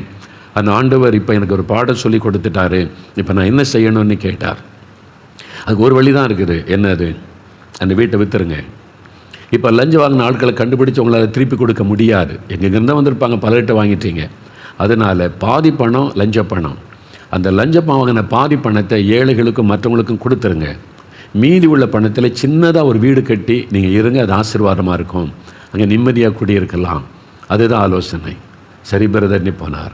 அதனால தான் சொல்ல, லஞ்சம் வாங்குறவங்க, அரசியல்வாதிகள், ஊழல் பண்ணுறவங்க, நீ என்ன தான் பக்தியாக சாமி கும்பிட்டாலும், எத்தனை லட்சம் செலவு பண்ணி பூஜை புனஸ்காரம் மறுபடியும் செஞ்சாலும் சாபம் போகாது. உங்களுடைய சந்ததி அதை தாக்கிவிடும், பாதிப்பை கொண்டு வரும், ஒரு அவமான நிந்தை வேதனையை கொண்டு வந்துவிடும். பாருங்களேன், முன்னால் பெரிய அரசியல் தலைவர்களாக இருந்தவங்க இப்போ அவமான நிந்தை அசிங்க மக்கள் பரிகாசமாய் பேசக்கூடிய நிலைமையில் அவங்களுடைய வாழ்க்கை மாறிவிட்டதை பார்க்குறீங்கல்ல. அப்போ அது ஒரு பெரிய ஒரு மன உளைச்சலை கொடுக்கும், நிம்மதியை கெடுத்துரும். அவங்களால நிம்மதியை தூங்க முடியாது, இருக்க முடியாது. அதனால தான் எப்போவுமே பாருங்களேன், ஒரு ரவுண்டில் ஆள் வச்சுக்கிட்டே இருப்பாங்க, தனியாகவே போக மாட்டாங்க. அவங்க எப்போவுமே கூட ஆள், ராத்திரி தூங்கு வரைக்கும் அவங்க கூட ஆள் இருந்துக்கிட்டே இருப்பாங்க. தனிமை உணர்வு வரும்போது தான் மனசாட்சி வாதிக்க ஆரம்பிக்கும், நிம்மதி போயிடும், சந்தோஷம் போயிடும். இதான் உண்மை. நிறைய இப்போ சாபத்தினுடைய பாதிப்பு எல்லாருக்கும் ஒரே மாதிரி இருக்காது. அதனால் லஞ்சம் வாங்குகிற எல்லார் வீட்லையும் தற்கொலை பண்ணி சாக மாட்டாங்க. சிலருக்கு அது வியாதியாக வரும், சிலருக்கு அது மனக்குழப்பம், டிப்ரெஷன் ஆகிவிடும், சிலருக்கு அவங்களுடைய குடும்பத்தில் சமாதானமற்ற சூழ்நிலை, ஒரு நரக மாதிரி குடும்பம் மாறிவிடும், சிலருக்கு அவங்களுடைய பிள்ளைகளால் அவமான நிந்தைகள் வரும்படி பிள்ளைகள் தாறுமாறாய் நடக்க ஆரம்பிச்சிருவாங்க. அந்த சாபத்தினுடைய விளைவு பல விதங்களிலே தாக்குதலை உண்டாக்கும். ஒரே மாதிரி அது தாக்குதலை கொண்டு வராது, அதுதான் அறிந்து கொள்ளுங்க. அதனால தான் நிறைய பேர் துணிந்து செய்வது. அதனால் அந்த சாபம் சிலருக்கு அடுத்த தலைமுறையிலேருந்து பாதிப்பை ஆரம்பிக்கும், இவங்க வரைக்கும் போயிடும், இவங்க அடுத்த தலைமுறையிலேருந்து பாதிப்பை உண்டாக்கிவிடும். அதனால் மனுஷரால் வரக்கூடிய சாபம் இருக்கிறாரு. உங்களால் ஒருவர் பாதிக்கப்பட்டவங்க சபிச்சா அது உங்களை பாதித்து விடும். லஞ்சம் வாங்கி ஊழல் பண்ணாது உங்களுக்கு சாபத்தை கொண்டு வந்து விடும். அப்போ இதுலேருந்தெல்லாம் நீங்கள் விடுதலை பெறாவிட்டால் மனக்குழப்பம், வியாதி, டிப்ரெஷன், மரண பயம் பாதித்து கொண்டே இருக்கும். நிம்மதியாக இருக்க முடியாது, வீட்டுக்குள்ளே வந்தால் நிம்மதியாக இருக்க முடியாது. அதனால தான் நிறைய பேர் வெளியவே சுற்றிக்கிட்டு இருப்பாங்க. பார்த்தீங்களா, 12 மணிக்கு வீட்டுக்கு வந்து எல்லாம் தூங்கின பிறகு போதையில் தூங்கிட்டு காலையில் எழும்பி கூட்டத்தோடு போயிடுறது, அவ்வளோதான். நீங்கள் யோசித்து பாருங்கள், நிறைய பேருடைய லைஃப் பக்கத்தில் நெருங்கி விசாரித்து பார்த்தீங்கன்னா அவனுடைய நிலைமை ரொம்ப பரிதாபம். நீங்கள் அரசாங்க அதிகாரிகளாக இருந்தால் நீங்கள் உண்மையாக இருக்கிறவங்க பாருங்கள் சந்தோஷமாக இருப்பாங்க. அவங்களுக்கு சில சமயம் ப்ரொமோஷன் கிடைக்காது, பொய்யான பழி சொல்லி திட்டுவாங்க. ஆனால் அவங்க நிம்மதியாக சந்தோஷமாக மகிழ்ச்சியாக அவங்க குடும்பம்லாம் இருக்கும், வர சம்பளத்தில் சந்தோஷமாக வாழுவாங்க. இந்த கிம்பளம் வாங்குறாங்க பாருங்கள், ஆஸ்பத்திரிக்கு போவாங்க, வீண் செலவு பண்ணுவாங்க, எல்லா செலவு ஓட்டப்பையில் போட்ட மாதிரி போய்கிட்டே இருக்கும். பயம், எப்போ நம்மளை சிபிஐ வருமோ அல்லது அமலாக்கத்துறை வருமோ, பிடிச்சிருவாங்களோ, பயம் கலக்கெல்லாம் இருக்கும். இருக்கு. இந்த சாபத்தில் வாழணும், நிம்மதியாக சந்தோஷமாக வாழத்தானே ஆண்டவர் வச்சிருக்கிறாரு. இந்த காரியத்திலேருந்து நம்ம விடுதலை பெற்றுக்கொள்ளணும். ஒருவேளை நான் இப்படிலாம் தப்பு பண்ணிட்டேன், என்ன செய்கிறது? இன்றைக்கி அதுக்கு தான் ஜெபிக்க போகிறோம். விடுதலை பெற என்னன்னு சொல்ல போகிறேன். 3வது இன்னொரு காரியம் இருக்குது, தங்களுக்கு தாங்களே வரவழைத்து கொள்ளும் சாபங்கள். முதல்ல கடவுளிடத்திலிருந்து வரக்கூடிய சாபம், 2வது மனுஷரால் வரக்கூடிய சாபம், 3வது தங்களுக்கு தாங்களே வருவித்து கொள்ளுகிற சாபம். அப்படி ஒன்று இருக்குதா? மத்தேயு 27 அதிகாரம் எடுங்க, வேத புஸ்தகத்தில் புதிய ஏற்பாட்டில் மத்தேயு 27 அதிகாரம் 25வது வசனம் பாருங்கள். பைபிளை திருப்பங்க, உங்களுக்கு விளங்கும். மத்தேயு 27 அதிகாரம் 25வது வசனம், அதான் 45வது பக்கம் புதிய ஏற்பாட்டில். இயேசு கிறிஸ்து குற்றமற்றவர், அவரிடத்தில் ஒரு பாவத்தையும் காணவில்லைன்னு சொல்லி பிலாத்து என்கிற கவர்னர் சொல்கிறார், ரோம கவர்னர். நான் விசாரிச்சுட்டேன், இவர்கிட்ட ஒரு தப்பும் இல்லையேன்னா இந்த யூத மத தலைவர்கள் வேதபாரகர், பரிசெயர், அந்த லீடர்ஸ் எல்லாருமே போய் இல்லை இவனை சிலுவையில் அறையணும், இவனை கொல்லணும், ரத்தம் சிந்தி இவன் மறிக்கணும்னு சொல்கிறாங்க இயேசுவை. கவர்னர் சொல்கிறார், இவர் தப்பே பண்ணலையே, மரணத்துக்கு எதுவான ஒரு குற்றமே இல்லையே, நான் எப்படி இவர் மரண தண்டனை கொடுக்கறது? அதெல்லாம் தெரியாது. நீர் அவருக்கு மரண தண்டனை கொடுக்காட்டா நாங்கள் ராயனுக்கு சீசருக்கு நாங்கள் தெரியப்படுத்துவோம், உன் பதவி போயிடும். அப்போ பதவி போய்விடும் என்பதற்காக அந்த பிலாத்து செய்கிறான். சரி, இந்த ஆள் குற்றமற்றவர் தெரியுது, ஆனால் அவர் சிலுவையில் அறைந்தால் அது இரத்தப்பழி, இந்த இரத்தப்பழி என் மேலே இல்லை, கை கழுவிட்டு நீ உங்கள் பாடு, அதனால் இவனுடைய இரத்தப்பழிக்க நான் பாத்திரம் நல்லன்னு கை கழுவிட்டார். உடனே இந்த யூத மத தலைவர்கள் லீடர்ஸ் சொல்கிறாங்க பாருங்கள் 25ஆம் வசனம், அதற்கு ஜனங்கள் எல்லாரும் அவங்க தூண்டி விட்டாங்களே லீடர்ஸ் எல்லாம் சேர்ந்து, இவனுடைய இரத்தப்பழி எங்கள் மேலும் எங்கள் பிள்ளைகள் மேலும் இருப்பதாக என்று சொன்னார்கள். பாருங்கள், யூத மத தலைவர்களும் மக்களும் சொல்கிறாங்க, இயேசுனுடைய இரத்தப்பழி எங்கள் மேலே வரட்டும். இல்லைங்க, அவன் பாவமே செய்யலைங்க, ஒரு குற்றமே செய்யலை, அவனை போய் சிலுவையில் அறிய சொல்கிறீங்க, அதெல்லாம் இல்லை, இரத்தப்பழி எங்கள் மேலே வரட்டும், பரவாயில்ல, அவர் கொன்னுருங்க என்பதாய் சொல்கிறாங்க. பார்த்தீங்களா, குற்றமில்லாத ஒரு ரத்தத்தை சிந்த வச்சு கொல்லுவதற்கு அவங்க சொல்கிறாங்க எங்கள் மேலே வரட்டும், எங்கள் பிள்ளைகள் மேலே வரட்டும்னு யூதர்கள் சாபத்தை தங்களுக்கு தாங்களே வருவித்து கொண்டாங்க. இதான் தங்களுக்கு தாங்களே சாபத்தை வருவித்து கொள்ளுவது, தங்களுக்கு தாங்களே வருவித்து கொண்ட அதனுடைய விளைவு கிபி 70 இயேசு சிலுவையில் அறையப்பட்ட 40வது வருஷத்தில் ரோமருடைய படைகள், தீத்ராயுடைய படைகள் எருசலேமை முற்றுகையிட்டார். லட்சக்கணக்கான யூதர்கள் கொல்லப்பட்டார்கள். எருசலேம் வீதிகளில் இரத்த ஆறு ஓடினார். குழந்தைகளை தரையில் மோதி அடித்து கொண்டார்கள். இது சரித்திரம். கிபி 70 ரத்த ஆறு எருசலேமில் ஓடினார். அவங்க தானே சொன்னாங்க இவருடைய இரத்தப்பழி எங்கள் மேலே வரட்டும்னு, எங்கள் சந்ததியின் மேலே வரட்டும்னு சொன்னாங்க. அதனால தான் இன்றைக்கு வரைக்கும் யூதர்களுக்கு அந்த சாபம் தொடர்ந்து கொண்டே இருக்கிறதை பார்க்க முடிகிறாரு. அதனால தான் பாருங்கள் 19ஆம் நூற்றாண்டு வரைக்கும், 19ஆம் நூற்றாண்டில் ஹிட்லர், ஜெர்மனி அந்த சர்வாதிகாரி ஹிட்லர் பாருங்கள் லட்சக்கணக்கான யூதர்களை கொன்று குவித்தான். உலகத்திலே அதிகமான இப்படி கொல்லப்பட்டவங்க யூதர்கள் தான். ஏன்னா அந்த இரத்தப்பழி அவங்க எங்கள் மேலே எங்கள் பிள்ளைகள் மேலே வரட்டும்னு அவங்கள ஏற்றுக்கொண்டாங்க. அவனுடைய வாயினால். நீதிமொழிகள் 18:21 வாசிங்க, பைபிளை திருப்புங்க. நீதிமொழிகள் 18ஆம் அதிகாரம் 21வது வசனம் பாருங்கள். மரணமும் ஜீவனும் நாவின் அதிகாரத்தில் இருக்கும். மரணமும் ஜீவனும் நம்முடைய நாவின் வார்த்தையில் அதிகாரத்தில் இருக்கிறது. நம்முடைய வார்த்தையில் மரணமும் இருக்கிறது, ஜீவனும் இருக்கிறது. அதனால் வாயின் வார்த்தைகளை குறித்து ஜாக்கிரதையாக இருக்கணும். நிறைய பேர் இந்த வாயின் வார்த்தையினால தங்களுக்கு சாபத்தை தேடிக்கொள்ளுவாங்க. அதனால தான் வாயின் வார்த்தையுடைய பேச்சு சுருக்கமாக இருக்கணும், கவனமாக இருக்கணும். வேதம் எச்சரிக்கிறாரு. கண்டதையும் பேசக்கூடாது, இஷ்டப்படி பேசக்கூடாது, அது உங்களுக்கு சாபமாகிவிடும். உங்களுடைய வாயின் வார்த்தையில் மரணமும் இருக்குது, ஜீவனும் இருக்கிறது. ஒரு சமயம் ஒரு சகோதரி எனக்கு கடிதம் எழுதியிருந்தாங்க. அவங்க என்னென்னா, அவங்களுக்கு திருமணம் ஆயிற்று, நல்ல ரட்சிக்கப்பட்ட சகோதரி. அவரும் கணவர் கிறிஸ்தவர் தான். திருமணம் ஆயிற்று, அவங்களை கர்த்தர் ஆசீர்வதித்தார், அவங்க கர்ப்பம் தரித்தார்கள். ரொம்ப சந்தோஷமாக கணவர் விட்டு வந்து கர்த்தர் என் கர்ப்பத்தை ஆசீர்வதித்து விட்டார்னு சொன்ன உடனே கணவர் என்ன வார்த்தை சொன்னார் தெரியுமா? இந்த குழந்தை வேண்டாம், இந்த குழந்தை வேண்டாம், அதை அழிச்சிரு. ஒரு கணவன் வாயிலிருந்து வந்த வார்த்தை. அவங்க சொல்கிறாங்க, என்ன இப்படி சொல்கிறீங்க? குழந்தை என்பது கர்த்தர் கொடுக்குற ஆசீர்வாதம், ஆண்டவர் கொடுக்குற ஆசீர்வாதம், அதை அழிக்கக்கூடாது. அவர் சொன்னார், இல்லை இப்போ வேண்டாம், நமக்கு கொஞ்சம் 5 வருஷம் கழிக்கட்டும், நம்மெல்லாம் செட்டில் ஆகட்டும், பணம்லாம் சம்பாதிச்சு செட்டில் ஆன பிறகு குழந்தை பிறந்தால் போதும், இப்போ வேண்டாம், 5 வருஷம் கழித்து கிடைச்சா போதும், இந்த குழந்தை அழிச்சிரு, குழந்தை வேண்டாம். அவங்க சொன்னாங்க, அப்படி முடியாது, இது கர்த்தர் கொடுத்தது, அது அழிச்சா அது பாவம், உருவான குழந்தை அழிப்பது பாவம்னு இந்த சகோதரி போராடுறாங்க. ஆனால் அந்த கணவர் விடலை. கிறிஸ்தவராக இருந்த துணிகரமாக தினவாதிப்பு, மனைவியை வாதிச்சு நீ குழந்தை அழிக்கலாம், டைவர்ஸ் பண்ணிடுவேன், என் கூட வாழ முடியாதெல்லாம் சொல்லி பயங்கரமாக தொந்தரவு கட்டாயப்படுத்தி ஆஸ்பத்திரிக்கு கொண்டு போய் கர்ப்பத்தை அழித்து விட்டார். அவங்களுக்கு ரொம்ப துக்கம். ஆண்டவர் கொடுத்த ஒரு ஆசீர்வாதத்தை இந்த ஆள் வேண்டாம் என்று அழித்து விட்டாரே என்று. ஆனால் அவருடைய தொந்தரவு அவரே போய் கட்டாயப்படுத்தி கொண்டு போய் அவளை வேதனைப்படுத்தி அழித்து விட்டார். இப்போது 5 வருஷம் கழித்து பெற்றுக்கலான்னு சொன்னார்ல, 15 வருஷமாகிவிட்டார், குழந்தை இல்லை. இப்போ எத்தனையோ ஆஸ்பத்திரி எங்கெங்கே கூட்டிகிட்டு போகிறார், குழந்தை இல்லை. அந்த சகோதரி எனக்கு கடிதம் எழுதும்போது அந்த கடிதத்தில் சொல்லியிருந்தாங்க, பிரதர் எவ்வளவோ நான் அழுதேன், கெஞ்சினா விட்டு இது தப்பு, இதை பாவம் வேண்டான்னு சொல்லி அவர் கேட்கலை. அந்த வேண்டாம் இந்த குழந்தைன்னார். அவருடைய வாயின் வார்த்தையின்படி இன்றைக்கு வரைக்கும் எங்கள் குழந்தை தரல ஆண்டவர். நீ தானே சொன்ன வேண்டான்னு சொல்லி, நான் கொடுத்த ஆசீர்வாதத்தை வேண்டான்னு இல்லை. 15 வருஷமாகிவிட்ட குழந்தை. இப்போ எனக்கு என் கணவர் மேலே வெறுப்பு வந்து விட்டார். அவரோடு வாழவே எனக்கு பிடிக்கவில்லை, ஒரு சந்தோஷமே இல்லை. இவர் கர்த்தருக்கு விரோதமாய் ஒரு பாவத்தை செய்த மனிதன் என்று அவர் கூட எனக்கு வெறுப்பு தான் காணப்படுகிறது என்று. அதான் உண்மை. அந்த சாபம் பாருங்க, அந்த குடும்பத்தின் சந்தோஷம் சமாதானம் எல்லாம் போய்விட்டது. பணம் இருக்கலாம், கார் இருக்கலாம், வீடு இருக்கலாம், நான் சம்பாதிச்சேன், செட்டில் ஆகிட்டேன்னு சொல்லலாம். சாபம். கர்ப்பத்தில் உருவான குழந்தையை அழிப்பது சாபம். கிறிஸ்தவ பெற்றோர் உங்களுடைய பிள்ளைகளை இதில் கண்டிக்காவிட்டால் நீங்களும் சாபத்துக்கு பங்காளிகள். அதனுடைய விளைவை நீங்கள் சந்திக்க வேண்டியது வரும். உங்களுடைய மகனோ மகளோ இந்த பாவத்தை செய்கிற கண்டிக்கணும். இது தப்பு, இது ஆண்டவருக்கு விரோதமான பாவம்னு சொல்லணும். நீங்கள் சொல்லாமல் பிள்ளைகளுக்கு ஜால்ரா போட்டிங்கன்னா அந்த சாபம் உங்கள் கண் முன்னால் உங்களுடைய பிள்ளைகளுடைய வாழ்க்கை அழிவதை நீங்கள் பார்ப்பீங்க. சாபம். எப்படி ஒரு குழந்தை அழிக்க முடியும்? உங்களுக்கு தெரியுமா? கருவில் ஒரு குழந்தை உருவாகி அழிச்சிட்டா அந்த குழந்தை பரலோகத்தில் இருக்குது. தெரியுமா உங்களுக்கு? நிறைய குட்டி குட்டி பிள்ளைகளாம் இருக்காங்களா கர்ப்பத்தில் அழிக்கப்பட்ட. நாளைக்கு ஆண்டவருக்கு முன்னால் போனால் அந்த பிள்ளை சொல்லலை, இவன் தான் என்னை அழிச்சவன், இதுதான் காரணம். எப்படி பரலோகத்து போக முடியும்? பரலோகத்து போக முடியாது. குழந்தை அழித்த ஒரு கொலைகாரன், ஒரு கொலைகாரன் எப்படி பரலோகத்து போக முடியும்? அது கொலை. கருவில் உருவான ஒரு குழந்தை அழிப்பது ஒரு கொலைக்கு சமம். அதனால் அறிந்து கொள்ளுங்க, அதை சாபத்தை கொண்டு வருது. வாயினால் உண்டான சாபம். வேண்டான்னு சொன்னார்ல, எனக்கு வேண்டான்னு சொல்லி. எனக்கு ஒரு ஊழியக்காரன் நண்பர் உண்டு. ஒரு சமயம் ஒரு அனுபவத்தை சொன்னார். ஒரு ஊழியத்துக்கு போயிருக்கும்போது ஒரு சகோதரி ஒரு கைக்கு குழந்தை கொண்டு வந்தாங்க. அது அழுதுகிட்டே இருக்குது, வியாதிப்பட்டு எலும்பும் தோலுமா ஒரு மாதிரி இருக்குது. ஐயா, எத்தனையோ ஆஸ்பத்திரி கொண்டு போயிட்டேன், எங்கெங்கேயோ பார்த்துட்டேன், குழந்தை சுகமாகலை, கஷ்டப்படுத்திக்கிட்டே இருக்கேன், குழந்தையோட சுகத்துக்காக ஜெபம் பண்ணுங்க அப்படின்னு சொல்லி கையில் கொடுத்தோன்னே அந்த குழந்தையை பார்க்குறேன், எலும்பும் தோலுமா கஷ்டப்பட்டு அழுது கொண்டே இருக்கிறாரு, வியாதிப்பட்ட குழந்தை. அவர் ஜெபிக்க கண்ணை மூடுன்னு ஆண்டவர் சொல்லுகிறாராம், இந்த தாய் தான் இந்த குழந்தையோட வியாதிக்கு காரணம் அப்படின்னு. இவர் அதிர்ச்சி அடைஞ்சிட்டார். என்ன ஆண்டவரே சொல்கிறீங்க? எந்த தாயாவது குழந்தை வியாதிப்படணும்னு விரும்புவாங்களா? விரும்பலை.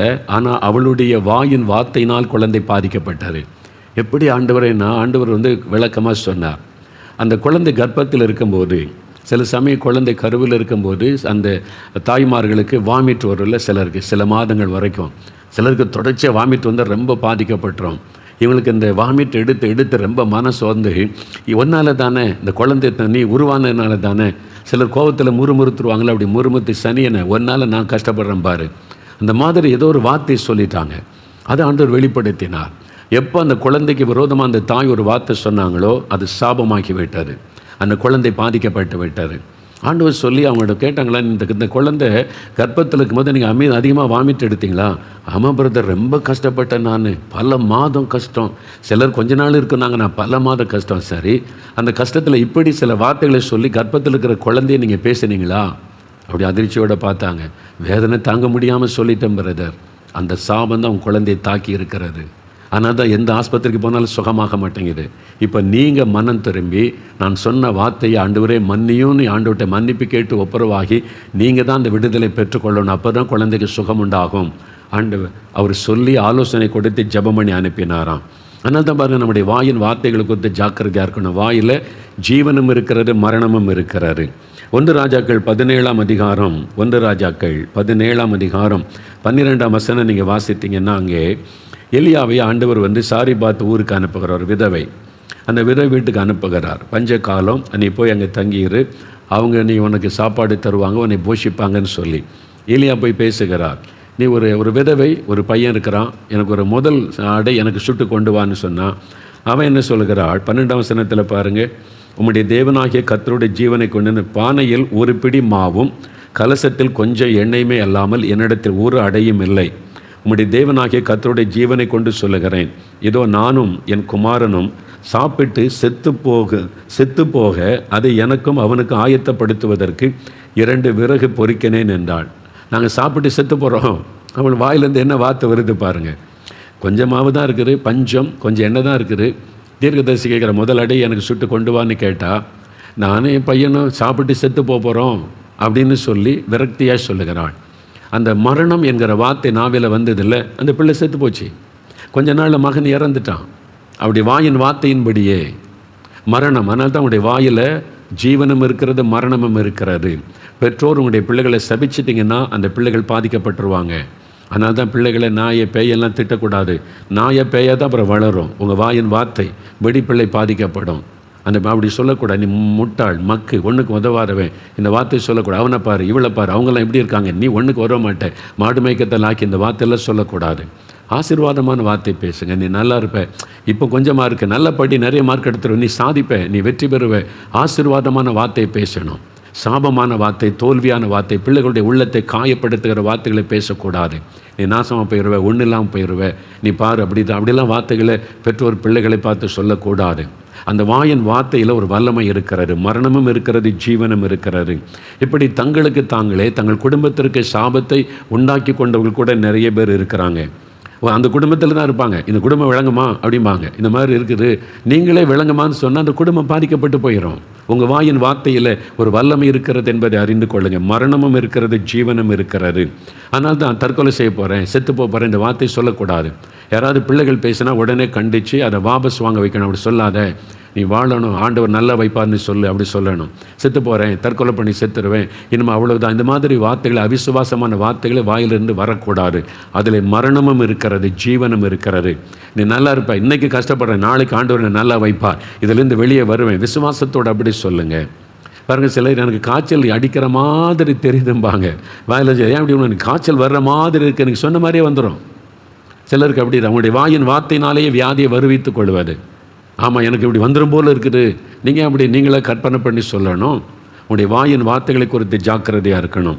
அதனால் இந்த மரணம் வந்துடும், செத்து போயிடுவேன், தற்கொலை பண்ணிடுவேன், இந்த வார்த்தைகளை பேசாதங்க. அது உங்களுக்கு மரணத்தை கொண்டு வந்து விடும். சாத்தான் அதை பிடித்து கொண்டு கிரியை செய்வான். உங்களுடைய வாயின் வார்த்தைகளை வைத்த பிசாசு உங்கள் வீட்டுக்குள்ளே நுழைந்து செயல்பட்டு மரணத்தை கொண்டு வந்து விடுவான். இந்த வீடு விளங்குமான்னு சொன்னீங்கன்னா ஆசீர்வாதத்தை பிடுங்கி விடுவான் பிசாசு. உங்கள் வாயின் வார்த்தைகளை வைத்தே சாத்தான் கிரியை செய்ய முடியும். அதனால தான் வசனம் சொல்லுகிறது, உங்களுடைய வார்த்தையில் மரணமும் இருக்கிறது, ஜீவனும் இருக்கிறது, ஜாக்கிரதையா இருங்க. 109ஆம் சங்கீதம் பாருங்கள், 17-18 வசனங்களில் இது உண்மை. நிறைய குடும்பத்தில் இதை பார்க்கிறோம். 109ஆம் சங்கீதம் 17-18 வசனம், 741ஆம் பக்கம் பழைய ஏற்பாட்டில் பாருங்கள். சாபத்தை விரும்பினான், அது அவனுக்கு வரும். அவன் ஆசீர்வாதத்தை விரும்பாமற் போனான், அது அவனுக்கு தூரமாய் விலகி போகும். சிலர் சாபத்தை பற்றி பேசுகிறது, சாபத்தை விரும்புகிறது. நான் சாபம் தான் பரவாயில்ல, அவன் விரும்பி விரும்பி சாபத்துக்குள்ளாயிருவாங்க. சாபத்தை அவன் தனக்கு அங்கியாக உடுத்தி கொண்டான், அது அவன் உள்ளத்தில் தண்ணீரை போலவும் அவன் எலும்புகளில் எண்ணெய் போலவும் பாயும். சாபம் எப்படிலாம் வருது பாருங்கள். அதனால் தான் அந்த வார்த்தையில் இருக்கிற சாபம், அதை குறித்து நீங்கள் கவனமாக எச்சரிக்கையாக இருக்கணும். ஆதியாகமம் 12ஆம் அதிகாரம் 3ஆம் வசனத்தில் ஆபிரகாமை அழைக்கும் போது ஆண்டவர் சொல்கிறாரு, உன்னை ஆசீர்வதிக்கிறவளை நான் ஆசீர்வதிப்பேன், உன்னை சபிக்கிறவனை சபிப்பேன். அப்படின்னா உன்னை சபிக்கிறவன் சபிக்கப்பட்டிருப்பான்.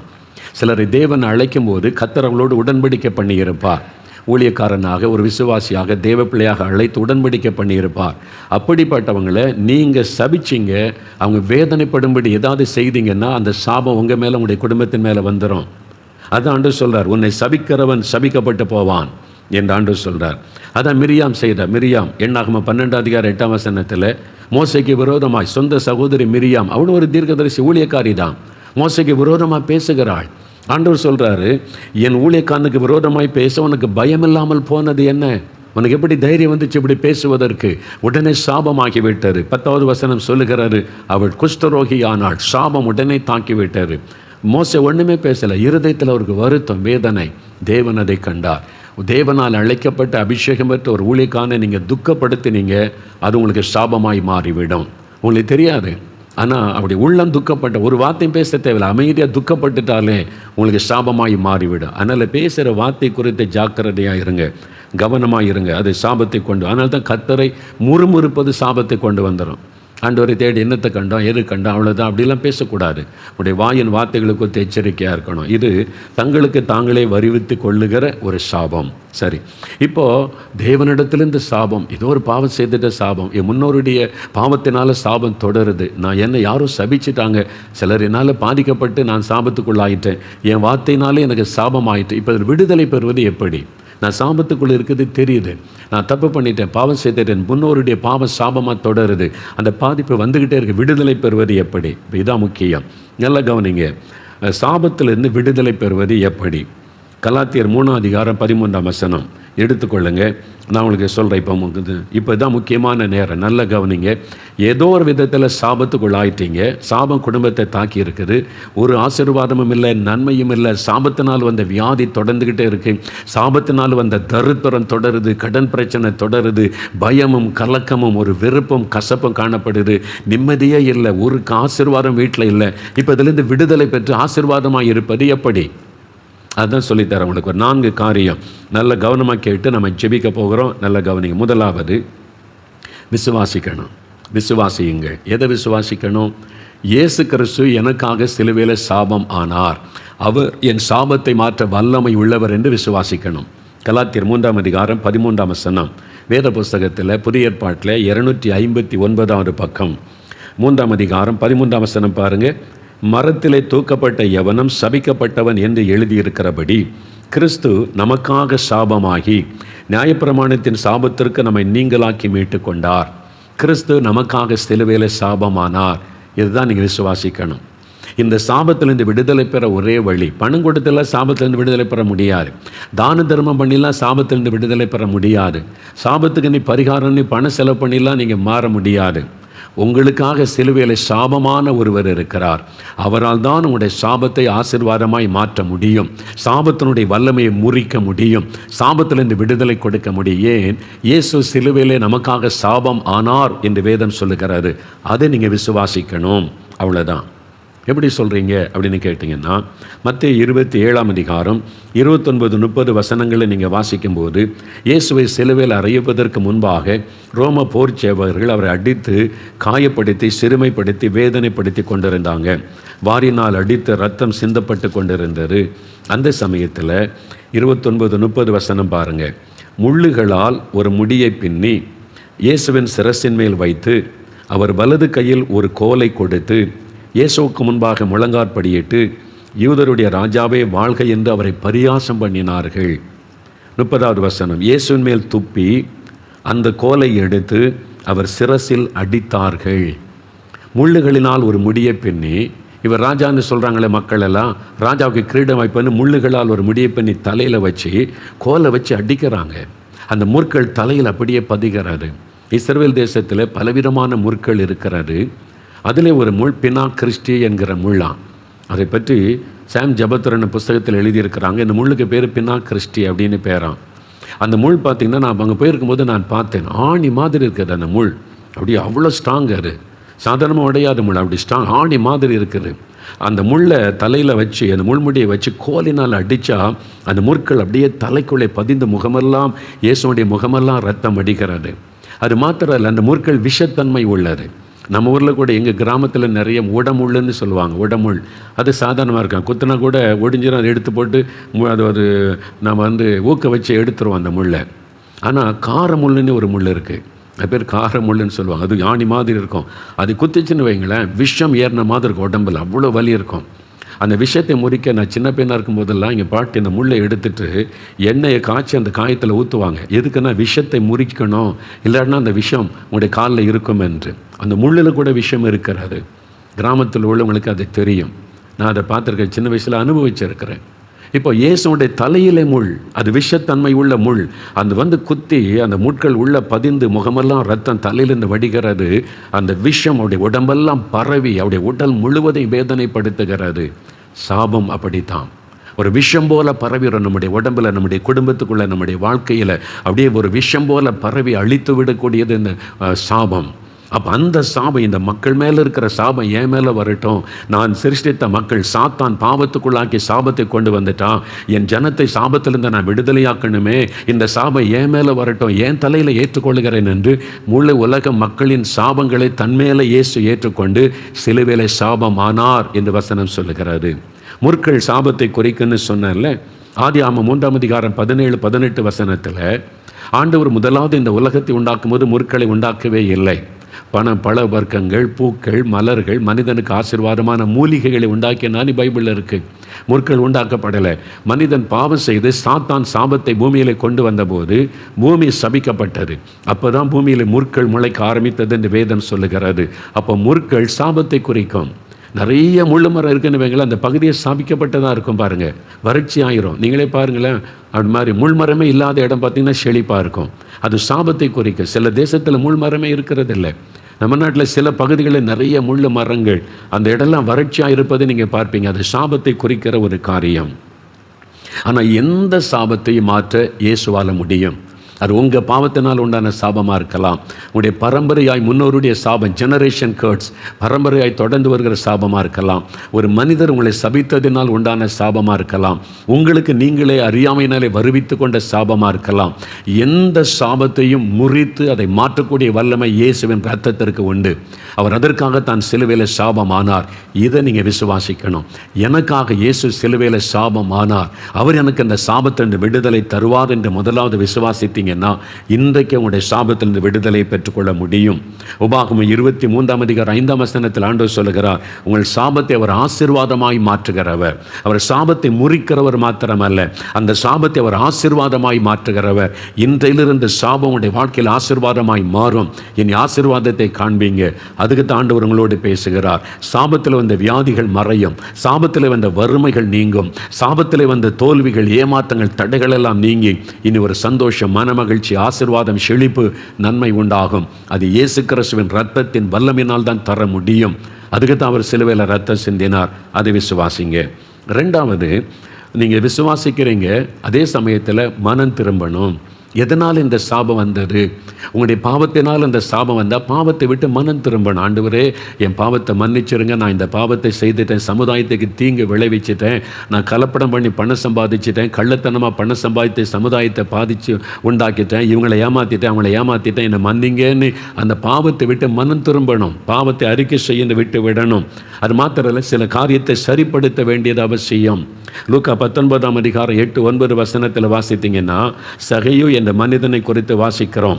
அவன் ஒரு சபிக்கப்பட்டவனாய் அந்த ஊர் மக்களால் காணப்பட்டான். அவன்கிட்ட யாரும் பேச மாட்டான். அநியாய சம்பாத்தியம், அதிகமாக வரி வசூல் பண்ணி மக்களை ஏமாற்றி உறிஞ்சுகிறவனாக இருந்தான். அதாவது இந்த காலத்தில் சொன்னால் லஞ்சம் ஊழல் பண்ணுகிற அதிகாரி அவன் இருந்தான். அதனால் மக்கள் எல்லாம் அவனை வெறுத்தாங்க. இப்போது அவனுக்கு நிம்மதி இல்லை, சமாதானம் இல்லை, வீட்டில் ஆசீர்வாதம் இல்லை, சாபம் தொடருகிறது. இப்போ இயேசு கிறிஸ்துவிட்ட போனால் சாபம் மாறின்னு வந்தானா?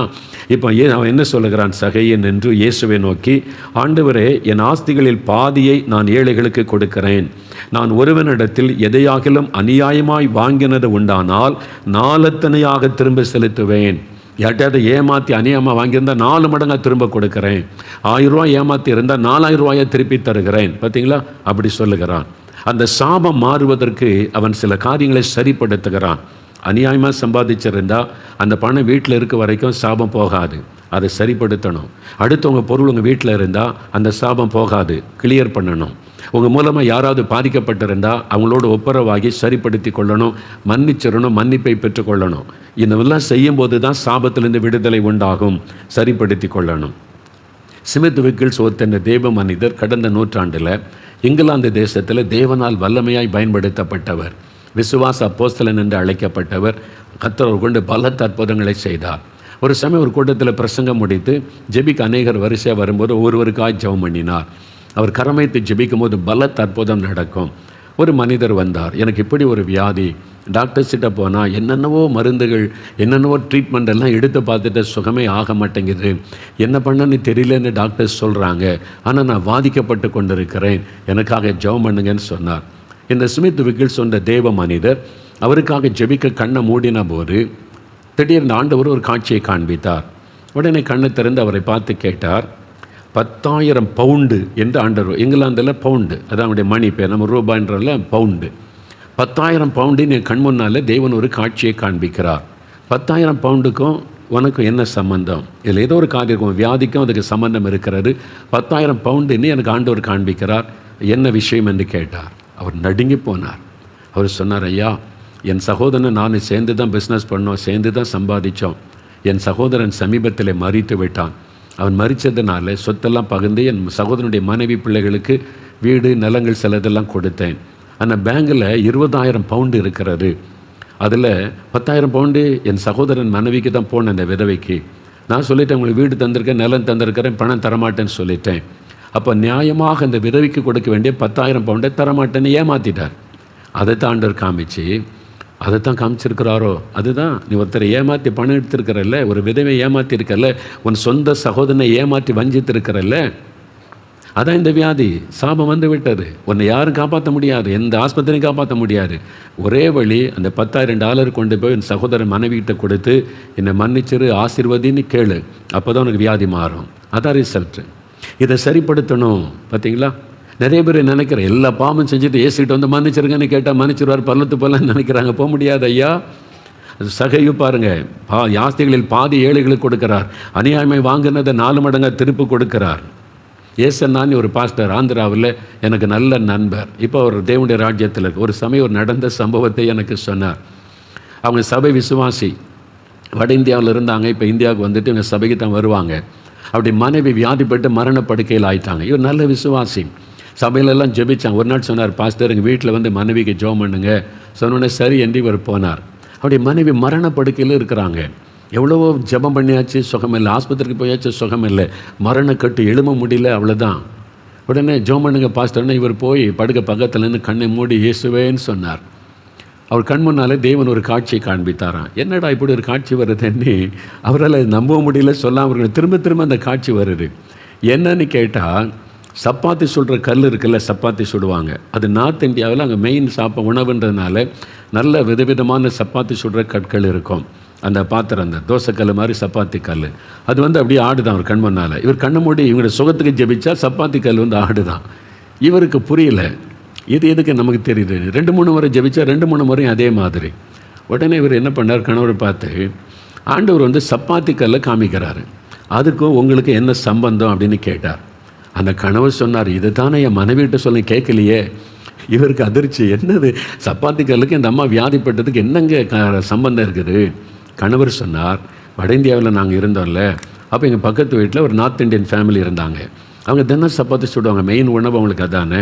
அப்போ எண்ணெல்லாம் போடாமல் சப்பாத்தி சுட ஒரு கல், நானும் ஒரு கல்லெல்லாம் வாங்கி கொடுத்தேன், இது சரியாக வரமாட்டேங்குதுன்னு அவங்க வீட்டில் இரவலுக்கு கொஞ்சம் கொடுங்க சப்பாத்தி கல்லை, நான் உங்களுக்கு தந்து விடுகிறேன்னு என் மனைவி இரவலுக்கு வாங்கினதை அதில் வச்சு சுட்டு அவங்களுக்கு ரொம்ப திருப்தியாக நல்லா இருந்துச்சு. அந்த கல் மேலே ஆசை வந்து விட்டார். இப்போ அங்கேருந்து அவங்க வட தென்னிந்தியாவுக்கு திரும்பி வரணும் சொந்த ஊருக்கு. அவங்க இப்போ புறப்படுறாங்க, வேலை முடிஞ்சு ட்ரான்ஸ்ஃபர் ஆகி வரும்போது பக்கத்து வீட்டிலேருந்து வாங்கின சப்பாத்தி கல்லை திருப்பி கொடுக்கல, அதையும் பேக் பண்ணுறாங்க. அப்படியே கணவர் சொன்னாரா, இது பக்கத்து வீட்டு அவங்களுக்கு உள்ளதில்லை, அதை கொடுத்துடுவான்னா. இல்லை, இது ரொம்ப நல்லா இருக்குது, நம்ம ஊரில் இப்படி கல்லெலாம் கிடைக்காது, இதை கொண்டு போயிடலாம். அவங்களே கேட்கல, மறந்துட்டாங்க. இல்லை அது தப்பு, அடுத்தவங்கள்ட்ட கல்லுக்கு வாங்கின திருப்பி கொடுத்துரு, அல்லது போய் சொல்லு இது மாதிரி எனக்கு தாங்க நீ கேளு. அப்படிலாம் இல்லை, அவங்களே மறந்துட்டாங்க, சும்மா இருங்கன்னு பேக் பண்ணி கொண்டு வந்துட்டாங்க. இப்போ அந்த வீட்டை தேடி இருப்பாங்கல்ல, ஒரு இரவெல்லாம் ஒரு கல் கொடுத்தேன் திரும்பி தரலையே, அது அவங்க தேடும்போது நினச்சிருப்பாங்கல்ல, அடுத்தவங்களுடைய பொருளை இச்சிப்பதே ஒரு பாவம். அது அவங்களுக்கு தெரியாமல் திருடி கொண்டு வருவது ஒரு பாவம். அவங்க நம்பி கொடுத்ததை திருப்பி தருவாங்க, நீ நம்பி கொடுத்ததை திருப்பி கொடுக்காமல் இருந்து நம்பிக்கை துரோகம். எவ்வளோ பாவம் அதுக்குள்ளே இருக்குது பார்த்தீங்களா. நம்ம நிறைய பேர் இதெல்லாம் நினைக்கிறது இல்லை, சாதாரணமாக எடுத்துக்கொள்கிறோம். ஆனால் அதனுடைய பாதிப்பு தான் இன்றைக்கி அந்த சாபம். அந்த குடும்பம் வேதனைப்பட்டிருப்பாங்க, நம்ம கல் கொடுத்தமே தராமல் போயிட்டாங்களேன்னு சொல்லி. அது வந்து சாபமாய் மாறிவிட்டது, பாதிப்பை உண்டாக்கிவிட்டு. கர்த்தர் அதை காமிக்கிறார். இவருக்கு எப்படி தெரியும்? கர்த்தரை காமிக்கிறார். ஜெபிக்கும் போது சுகத்துக்காக ஜெபிக்கும், இதுதான் தடை. அவர் சொன்னார், இந்த சப்பாத்தி கல்லை திருடி கொண்டு வந்தது இந்த சுகம் பெறுவதற்கு தடை. அது ஒரு கேர்ட்ஸு. இன்னொருத்தருடைய பொருளை இச்சித்தீங்களே, திருடி கொண்டு வந்தீங்களே, அது கேட்டு வாங்கியிருக்கலாம், அப்படி தப்பு இல்லை. ஆனால் நீங்கள் நம்பிக்கை துரோகம் பண்ணி கொண்டு வந்துட்டீங்க. நம்பி கொடுத்தர தெரியாமல் வந்திருந்தால் அது கூட கண்டுபிடிச்சி திருப்பி கொடுக்கணும். ஆனால் வேணும்னே நீங்கள் கொண்டு வந்தீங்களே, அது எவ்வளோ பெரிய தவறு. அந்த கணவர் சொன்னார், இதை மனைவிட்டு அப்போவே நான் சொன்னேன், கேட்கல. இப்போ அந்த சகோதரி படுக்கையில் கண்ணீர் வடிக்கிறாங்க. பாருங்கள், நிறைய பேர் நம்ம உணர்வதே இல்லை. ஏதோ ஒரு காரணம் இருக்கிறத யோசிங்க. காரணம் இல்லாமல் இட்ட சாபம் தான் தங்காது. ஒரு காரணம் இருந்தால் அது உங்களை பாதித்து கொண்டே இருக்கும். நீங்கள் ஏன் பாதிக்கப்பட்டு கொண்டே இருக்கிறீங்க? ஏன் சுகமாக மாட்டேங்க? ஏன் டாக்டர்ஸால் கண்டுபிடிக்க முடியல? ஏன் மருந்துகள் வேலை செய்ய மாட்டேங்குது? யோசித்து பாருங்கள். சரிப்படுத்தணும். நீங்கள் அடுத்தவங்களுடைய நிலத்தை எடுத்துற ஒரு சப்பாத்தி கல்லுக்கு எப்படின்னா, அடுத்தவங்க நிலத்தை எடுத்துக்கிறது, அடுத்தவங்களுடைய பணத்தை வஞ்சிக்கிறது, நம்பி வேலை கொடுத்தா நம்பிக்கை துரோகம் பண்ணி எஜமானுடைய பணத்தை திருடுவது. ஒரு ஆர்கனைசேஷன்லேருந்து கொஞ்சம் கொஞ்சமாக பணத்தை திருடிட்டு போய் இவர் ஒரு ஆர்கனைசேஷன் ஆரம்பிச்சிருவார். ஆசீர்வாதமாக இருக்குன்னு நினைக்கிறீங்க? சிலர் ஊழியமே ஆரம்பிச்சிருவாங்க. இந்த ஊழியத்தில் திருடி அவர் போய் ஊழியம் ஆரம்பிக்க, அந்த ஊழியத்தை கர்த்தர் ஆசீர்வதிப்பாரா? சாபம். சாபத்தை கொண்டு வரும். நீ திருடிட்டு வந்த, ஏமாற்றிட்டு வந்த, உன்னை நம்பிக்கை கொடுத்ததை நம்பிக்கை துரோகம் பண்ணின, உன்னை நம்பி பொறுப்பு கொடுத்தவங்கள நீ வந்து பேசுவது, எழுதுவது, அவங்களுடைய காரியத்தை திருடுவது, பொய்யான காரியத்தை பரப்புவது நம்பிக்கை துரோகம், சாபமாகிவிடும். எல்லாம் அறிந்து கொள்ளுங்க. சாபம் இதை நிறைய பேர் யோசிக்கிறதே இல்லை. நிலங்கள், பொருட்கள், அது மாதிரி சில பணம், உங்களுடைய சகோதரனுடைய சொத்து உங்கள்கிட்ட இருக்கக்கூடாது. ஒரு விதவையுடைய சொத்து உங்களுடைய நியாயமாக பிரித்து கொடுத்தீங்களா, அவங்களை ஏமாற்றிட்டீங்களா, அது சாபமாகிவிடும். ஆண்டவர் எல்லாத்தையும் பார்த்து கொண்டு இருக்கிறார். மனிதனை ஏமாற்றிடலாம், ஆண்டவர் ஏமாற்ற முடியாது. நீங்கள் காணிக்க கொடுத்தெல்லாம் அவரை சமரசம் பண்ண முடியாது. சரிப்படுத்து, கொடுக்க வேண்டியதை திருப்பி கொடு, அவன் நிலத்தை கொடுத்துரு, அவன் பணத்தை திருப்பி கொடு. அப்போ தான் அந்த சாபம் மாறும். அப்போ மனம் திரும்பணும். முதல்ல விசுவாசிங்க, ஆண்டவர் மன்னிக்க ஆயத்தம். ஆனால் நீங்கள் மனம் திரும்பணும், சரிப்படுத்தணும். அப்போ தான் ஆண்டவர் மன்னிப்பார்.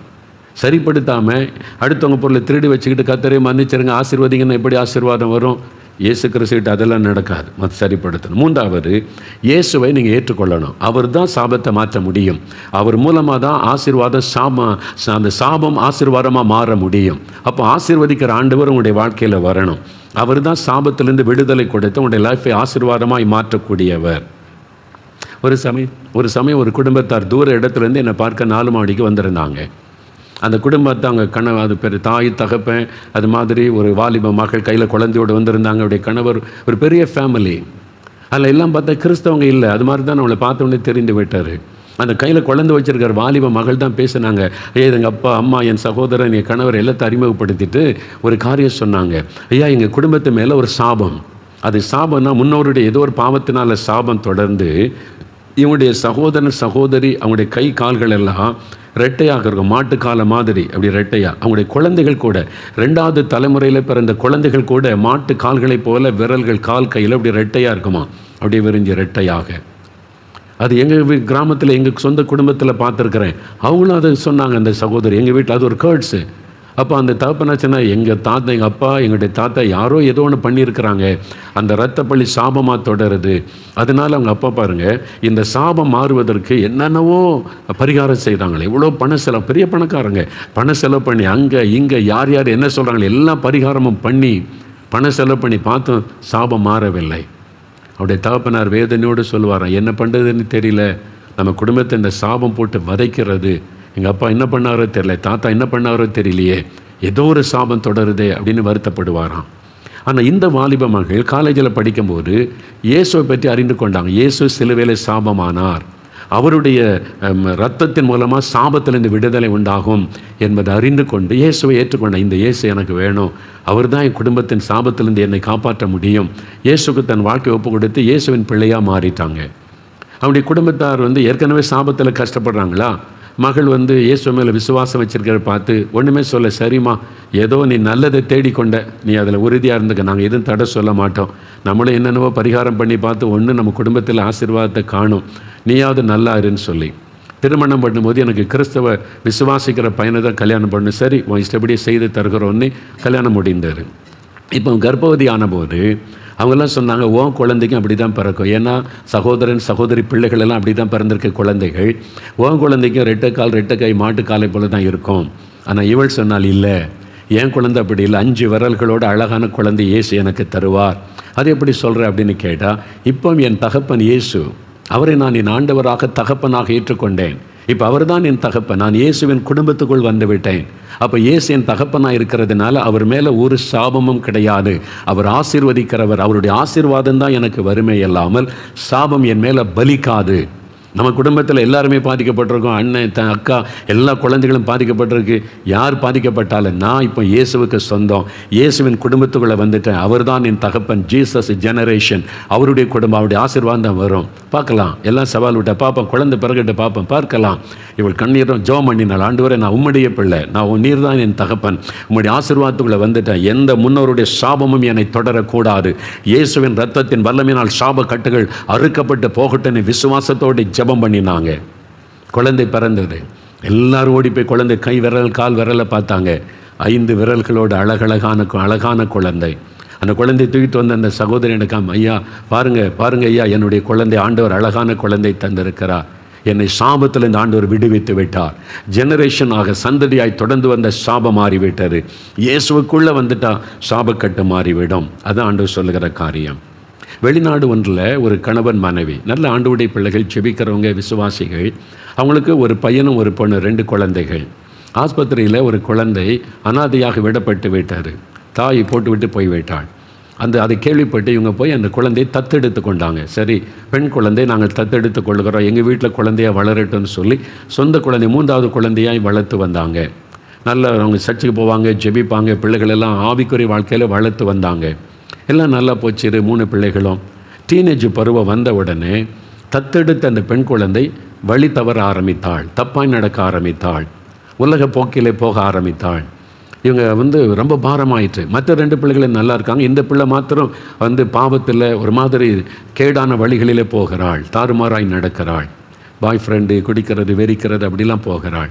இவங்க கூப்பிட்டு சொன்னாங்க, நம்ம ஆண்டவருடைய பிள்ளைங்க உலக மக்களைப் போல் இருக்கக்கூடாது, நம்ம ஆண்டவருடைய பிள்ளைகள் எவ்வளோ சொல்லி பார்த்தாங்க, சரின்னுமா அப்படி தான் வாழுவாள். அப்போ ரொம்ப இவங்களுக்கு துக்கமாகி விட்டது. இவ்வளோ சொன்னாலும் கேட்க மாட்டேங்கிறா, கண்ட்ரோல் பண்ண முடியல, என்ன பண்ணுறது? இவங்க ஆண்டவர்கிட்ட போய் தாயின் தகப்பனை உபவாசம் பண்ணி ஜெபித்தாங்க. ஆண்டவரே, இந்த மகள் இப்படி பண்ணுறாளே, நாங்கள் என்ன செய்கிறது? அப்போ ஆண்டவர் ஒரு காரியத்தை வெளிப்படுத்தி காண்பித்தார். நீங்கள் தத்தெடுத்து வளர்த்தீங்களே அந்த மகள், அவளுடைய தாய் ஒரு வேசியாக வாழ்க்கை வாழ்ந்தவள். அவள் ஒழுக்கக்கேடான வாழ்க்கை வாழ்ந்து ஒரு வேசிக்கு பிறந்த குழந்தை அது. அவள் இந்த பாவத்தில் பிறந்ததுனால அந்த தாயினுடைய கேர்ட்ஸ் ஃபாலோ பண்ணுது, அந்த சாபம் அவளை தொடருகிறது. அதனால் அந்த டீனேஜ் பருவம் வந்த உடனே அந்த ஆவி அவளை தாக்கி அவளை பாவத்துக்குள்ளே கொண்டு போகிறது. அது சாபத்தினால் வந்தது. அப்போ தான் அவளுக்கு ரகசியம் வெளிப்படுத்தப்பட்டது. இப்படி ஒரு காரியம் இருக்குதா ஆண்டவரே, அப்போ நாங்கள் என்ன பண்ணுறது? இந்த மகளை சரிப்படுத்த ஆண்டவர் ஒரு ஆலோசனை கொடுத்தார். அவகிட்ட விவரத்தை சொல்லி அவள் தான் தீர்மானம் எடுக்கணும், ஒன்று சாபமா ஆசீர்வாதமா. அவள் எனக்குள்ளே வந்தால் ஆசீர்வாதம், நான் இப்படி தான் வாழ்வேன் என்றால் சாபம். அவள் தான் முடிவெடுக்கணும். அவளை முடிவெடுக்க வைத்து நீங்கள் ஜெபிச்சிங்கன்னா என் ரத்தத்தின் வல்லமினால் சாபம் மாறும் என்று ஆண்டவர் சொன்னார். ஒரு நாள் இந்த மகள் வந்த உடனே உட்கார வைத்து தாயின் தகப்பன் உட்கார்ந்து அப்போ தான் சொன்னாங்க, நீ எங்களுக்கு பிறந்த பிள்ளை அல்ல, உன் ஆஸ்பத்திரிலேருந்து தத்தெடுத்து கொண்டு வந்தோம், நீ ஏன் இப்படி தாறுமாறாக நடக்கிறேன்னு ஆண்டவர்கிட்ட ஜெபித்த போது ஆண்டவர் எங்களுக்கு தெளிவாக ஒரு காரியம் சொன்னார். உன்னுடைய தாய் அவள் விபச்சார வேசித்தனத்திலே வாழ்ந்து அதில் பிறந்த குழந்தை தான் நீ, அதனால தான் ஆஸ்பத்திரியில் போட்டுவிட்டு போய்விட்டாள். இப்போ உன்னுடைய தாயினுடைய பாவம் சாபமாய் உன்னை தொடருது. அதனால் தான் அந்த குறிப்பிட்ட வயசு வந்த உடனே அந்த சாபம் உன்னை தாக்கி சாத்தான் அதன் மூலமாய் உன்னையும் வழி தப்ப பண்ணுகிறான் அப்படின்னு அவள் அழுதாள். இவங்க சொன்னாங்க, இப்போ 2ல் 1, நீ தான் தீர்மானிக்கணும். இல்லை நான் அப்படி தான் இருப்பேன், இஷ்டப்படி என்னை விட்டுருங்க அப்படின்னா நீ சாபத்தில் போகணும். இல்லை இதுலேருந்து எனக்கு விடுதலை வேணும், எங்கள் தாய் மாதிரி நான் இருக்க வேண்டாம், நான் விடுதலை ஆகணும் விரும்பினா இயேசுக்கு ஒன்று ஒப்புக்கொடு. நீ இயேசுக்குள்ளே வந்துட்டா ஆண்டவர் இந்த சாபத்தின் கட்டை அறுத்து தன்னுடைய ஆசீர்வாதத்தை உனக்கு தருவார். என் பிள்ளைங்க எப்படி இருக்காம அது மாதிரி நீ ஆகிவிடலாம். நீ தான் முடிவு எடுக்கணும், நாங்கள் ஒன்று கட்டாயப்படுத்தலை. அவள் யோசித்து ஒரு முடிவு எடுத்தாள். நான் இந்த சாபத்தில் போக விரும்பலை, நான் இயேசுக்குள்ளே வர்றேன், என்னை ஆசீர்வதிக்கணும். அவள் முழங்கால் படியிட்டாள். தாய் தகப்பனு கை வைத்து அவளுக்காய் கண்ணீரோடு ஜெபித்தாங்க. இன்று கூட அந்த சாப கட்டுகள் அழிக்கப்படட்டும், இயேசுவின் ரத்தத்தினால் சாப கட்டுகள் அறுக்கப்படட்டும் நீ ரத்தத்துக்குள் ஒப்பு கொடுத்து ஜெபித்தாங்க. அவ்வளவுதான். அந்த நாளில் இருந்து அவருடைய சுபாவம் மாறிவிட்டது, குணங்கள் மாறிவிட்டது. தேவனுடைய பிள்ளையாய் மாறி நல்ல மற்ற பிள்ளைகளைப் போல நல்ல பரிசுத்தத்திலே வளர ஆரம்பித்து விட்டாள். சாபக்கட்டு அறுக்கப்படாட்டா பிள்ளைகள் அப்படிதான். இன்றைக்கி நிறைய பிள்ளைகள் வழி தப்புறாங்க, குடிக்கிறாங்க, துன்மார்க்கத்தில் போகிறாங்க. தகப்பனுடைய பாவம் தொடர்ந்து சாபமாய் வரக்கூடும். அந்த கட்டை நீங்கள் அறுக்காட்டா அவங்க விடுதலை உண்டாகாது. சில நோய்கள் சாபமாய் சந்ததியாய் தொடரும். அது நீங்கள் அந்த கட்டுகள் அறுக்கப்பட ஜெபிக்காட்டா அது தொடர்ந்து உங்களை பாதித்து கொண்டே இருக்கும். வறுமை, இழப்புகள், நஷ்டங்கள், மரணங்கள் என்று தற்கொலை, சில குடும்பத்தில் தொடர்ந்து தற்கொலை. ஐயோ, ஒருத்தருக்கு மாத்திரம் தற்கொலை பண்ணி சாகுற, வருஷத்தில் ஒருத்தர் செத்துக்கிட்டே இருக்காங்கம்பாங்க. அது ஒரு சாபம். அந்த சாபத்தில் கிரியை செய்கிற ஆவி. அப்போ இயேசுக்கு உங்களை ஒப்பு கொடுத்து அவருக்குள்ளே வரும்போது அவருடைய ஆசீர்வாதத்துக்குள்ளே நீங்கள் வர்றீங்க. அவர் தான் சாபத்தை மாற்றி ஆசீர்வதிக்கிற தேவன். சாபத்தில் இந்த விடுதலை இலவசம். இந்த பரிகாரன்ற பேரில் எத்தனை லட்சம் செலவு பண்ணாலும் பணம் செலவு பண்ணி விடுதலை பெறவே முடியாது, அறிந்து கொள்ளுங்க. பாவத்தில் இந்த விடுதலை, சாபத்தில் இந்த விடுதலை இலவசம். அது ஆண்டவர் நமக்கு கொடுக்குற ஆசீர்வாதம். பணம் கொடுத்துல வாங்க முடியாது. அது பிசாசனுடைய தந்திரம், ஏமாற்றுகிற காரியம். அதனால் விடுதலை வராது. கடைசியாக 4வது ஒரு காரியம், இப்போ என்ன செய்யணும்? ஜெபிக்கணும். முதல்ல விசுவாசிங்க, 2வது மனம் திரும்புங்க, 3வது இயேசுவுக்கு உங்களுடைய வாழ்க்கையில் இடம் கொடுத்து அவருக்குள்ளே வந்துடுங்க, 4வது ஜெபிக்கணும். அறிக்கை செய்து ஜெபிக்கணும். எப்படி ஜெபிக்கணும்? ஆண்டவரே, இந்த சாபத்தை சிலுவையில் சுமந்தீங்க, உங்களுடைய ரத்தத்தினால சாபத்தில் விடுதலை உண்டுன்றதை விசுவாசிக்கிறேன். இப்போ என் மேலே, என் குடும்பத்தின் மேலே இருக்கிற சாபக்கட்டுகள் அறுக்கப்படணும். என் பிள்ளைகளை தொடர்ந்து வருகிற சாபக்கட்டு அறுக்கப்படணும். இயேசுவின் நாமத்தில், இயேசுவின் ரத்தத்தின் வல்லமை எங்கள் மேலே, எங்கள் குடும்பத்தின் மேலே தெளிக்கப்படட்டும். இன்றைக்கு இயேசு கிறிஸ்துவின் நாமத்தில் இந்த சாபக்கட்டு அறுக்கப்படட்டும்னு ஜெபிக்கும் போது கட்டுகள் அறுக்கப்படும். உடனே மாற்றம் உண்டாவதை நீங்கள் காண்பீங்க.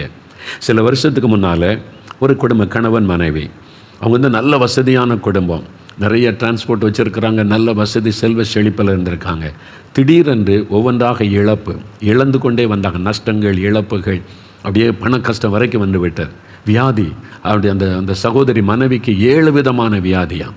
ஹார்ட்டில் ப்ராப்ளம், லங்ஸில் ப்ராப்ளம், லிவர் ப்ராப்ளம், கர்ப்பப்பையில் பிரச்சனை, 7 விதமான நோய்க்கு இவ்வளோ மாத்திரை சாப்பிட கை நிறையா. ஃபேமிலி டாக்டர் சொல்லிட்டாங்க, எல்லாம் செக் பண்ணிட்டு இவ்வளோ பாதிப்பு இருக்குது நீ. அப்போ நஷ்டம் ஒரு பக்கம், இழப்பு ஒரு பக்கம், அதனால் அவமான நிந்த அந்த வியாதி ஒரு பக்கம். அவங்க நினச்சாங்களே யாரும் நமக்கு பில்லி சூன்யம் பண்ணிட்டாங்க, மந்திரம் பண்ணிட்டாங்க, அதனால தான் நம்ம பாதிக்கப்படணும்னு சொல்லி 4 மாவடி ஜெபத்துக்கு வந்தாங்க, திறப்பின் வாசல் ஜெபத்திற்கு. அப்போ வந்திருக்கும் போது அன்றைக்கு சாபத்தை குறித்தும் சாபத்திலிருந்து விடுதலை பெறுவதை குறித்து நான் பிரசங்கம் பண்ணி இருக்கிறேன். அதை கேட்ட உடனே அவங்களுக்கு ஒரு வெளிச்சம் தெரிந்தது. இது பில்லி சூனியத்தினால் வந்ததால், மந்திரத்தினால் பாதிப்பல்ல, இது சாபம். நம்ம செய்த சில பாவத்தை ஆண்டவர் உணர்த்தி இருக்கிறார். சில விக்கிரக ஆராதனை, ஆண்டவருக்கு பிரியமில்லாத சில பாவக்காரியம், பேய் வணக்கங்கள் என்று தேவன் சிலரை காமிச்ச உடனே இந்த பாவத்தினால தான் இது சாபமாக தொடருது, இதிலிருந்து இயேசு விடுதலை தரணும். அந்த கூட்டத்திலேயே கண்ணீரோட, ஆண்டவரே நாங்கள் தெரியாமல் இந்த பாவத்தில் இருந்துட்டோம், எங்களுக்கு அது தெரியாது, பக்தின்ற நிலைமையில் எல்லாத்தையும் நாங்கள் வணங்கிட்டோம், ஆனால் இது சாபத்தை கொண்டு வரும்னு தெரியாது, எங்களை மன்னிச்சு இயேசுவே உங்களுடைய ரத்தத்தினால் விடுதலை கொடுங்கன்னு அழுது ஜெபிச்சிருக்கிறாங்க. அவ்வளோதான், ஒரு தேவ வல்லமை அவங்களை தொட்டார். வீட்டுக்கு போயிட்டாங்க. 1 வாரம் கழித்து என்னை பார்க்கணுன்னு சொல்லி அவங்க என்னை பார்க்க கணவன் மனைவி 2 பேரும் வந்திருந்தாங்க. அவங்கள உட்கார வைத்து பேசும்போது அப்போ தான் இதெல்லாம் அவங்க சொன்னாங்க. என்ன நடந்ததுன்னு கேட்டு இதெல்லாம் சொல்லி, நாங்கள் இந்த ஜெபத்தில் வந்து கண்ணீரோடு அழுது இயேசுக்கு ஒப்பு கொடுத்து ஜெபித்த போது சாபக்கட்டுகள் மாறிவிட்டார். நான் கேட்டேன், சாபம் மாறிட்டுன்னு எப்படி சொல்கிறீங்க அப்படின்னு கேட்டேன். அப்போ அவங்க சொன்னாங்க, என் மனைவிக்கு 7 கொடிய நோய், எங்கள் ஃபேமிலி டாக்டர்களுக்கு உண்டு, இவ்வளோ மாத்திரை என் மனைவி ஒவ்வொரு வேலையும் சாப்பிடணும், என் சரீரத்தில் நல்ல சுகம், ஜெபிச்சுட்டு போன பிறகு எல்லாம் ஆரோக்கியமாக இருக்குது, சரீரம் நல்லா புதுசாக மாறிவிட்டது, நான் இப்போ நல்லா இருக்கிறேங்க, எதுக்கு இந்த மாத்திரை சாப்பிட்ணும், இல்லை டாக்டர்கிட்ட செக் பண்ணிடலான்னு எங்கள் ஃபேமிலி டாக்டர்கிட்ட போய் செக் பண்ணோம். அவர் எல்லாத்தையும் தரவாக செக் பண்ணி அவர் வந்து மறுபடியும் ஸ்கேன்லாம் எடுத்து பார்த்துட்டு எல்லாம் நார்மலாக இருக்குது. எப்படி 7 விதமான வியாதி மாறி சரீரமே புது சரீரமாக இருக்குது, இது எப்படி நடந்ததுன்னு ஆச்சரியப்பட்டு போனார். அவங்க சொன்னாங்க, இப்போ நான் நல்லா இருக்கிறேன் ஐயா, நல்ல சுகமாக இருக்கிறேன் ஐயா. அந்த சாபக்கட்டு அறுக்கப்பட்ட உடனே சாபத்தில் வந்து வியாதி மறைந்து விட்டது, பூரண விடுதலை. நேரில் வந்து என்கிட்ட பேசி சொன்னாங்க, இது மாதிரி பலரை என் ஊழிய பாதையில் சந்தித்திருக்கிறேன், அதனால தான் நான் இயேசு கிறிஸ்துவின் நாமத்தில் சொல்லுகிறேன், இன்றைக்கு உங்களுக்கு சாபத்தில் இந்த விடுதலை. காரணம், இயேசு சிலுவையிலே உங்களுக்காக சாபம் ஆனார். அவர் இரத்தத்தை சிந்தி தலையிலே முள்முடி ஏற்றுக்கொண்டு உங்கள் சாபத்தை தன்மீது ஏற்றுக்கொண்டார். யார் ஒருவர் இயேசுவின் சிலுவைக்காண்டு வந்து, ஆண்டவரே இயேசுவே எனக்காக சிலுவையில் சாபமானீர், நானும் என் குடும்பமும் சாபத்தில் கஷ்டப்படுகிற, சாபத்தினால் வந்த வியாதி, சாபத்தினால் வந்த வறுமை, சாபத்தினால் அந்த குழப்பம், நிம்மதி இல்லை, எங்களுக்கு ஒரு விடுதலை வேணும்னு நீங்கள் விசுவாசித்து ஜெபித்தால் உங்களுக்கு உடனே விடுதலை.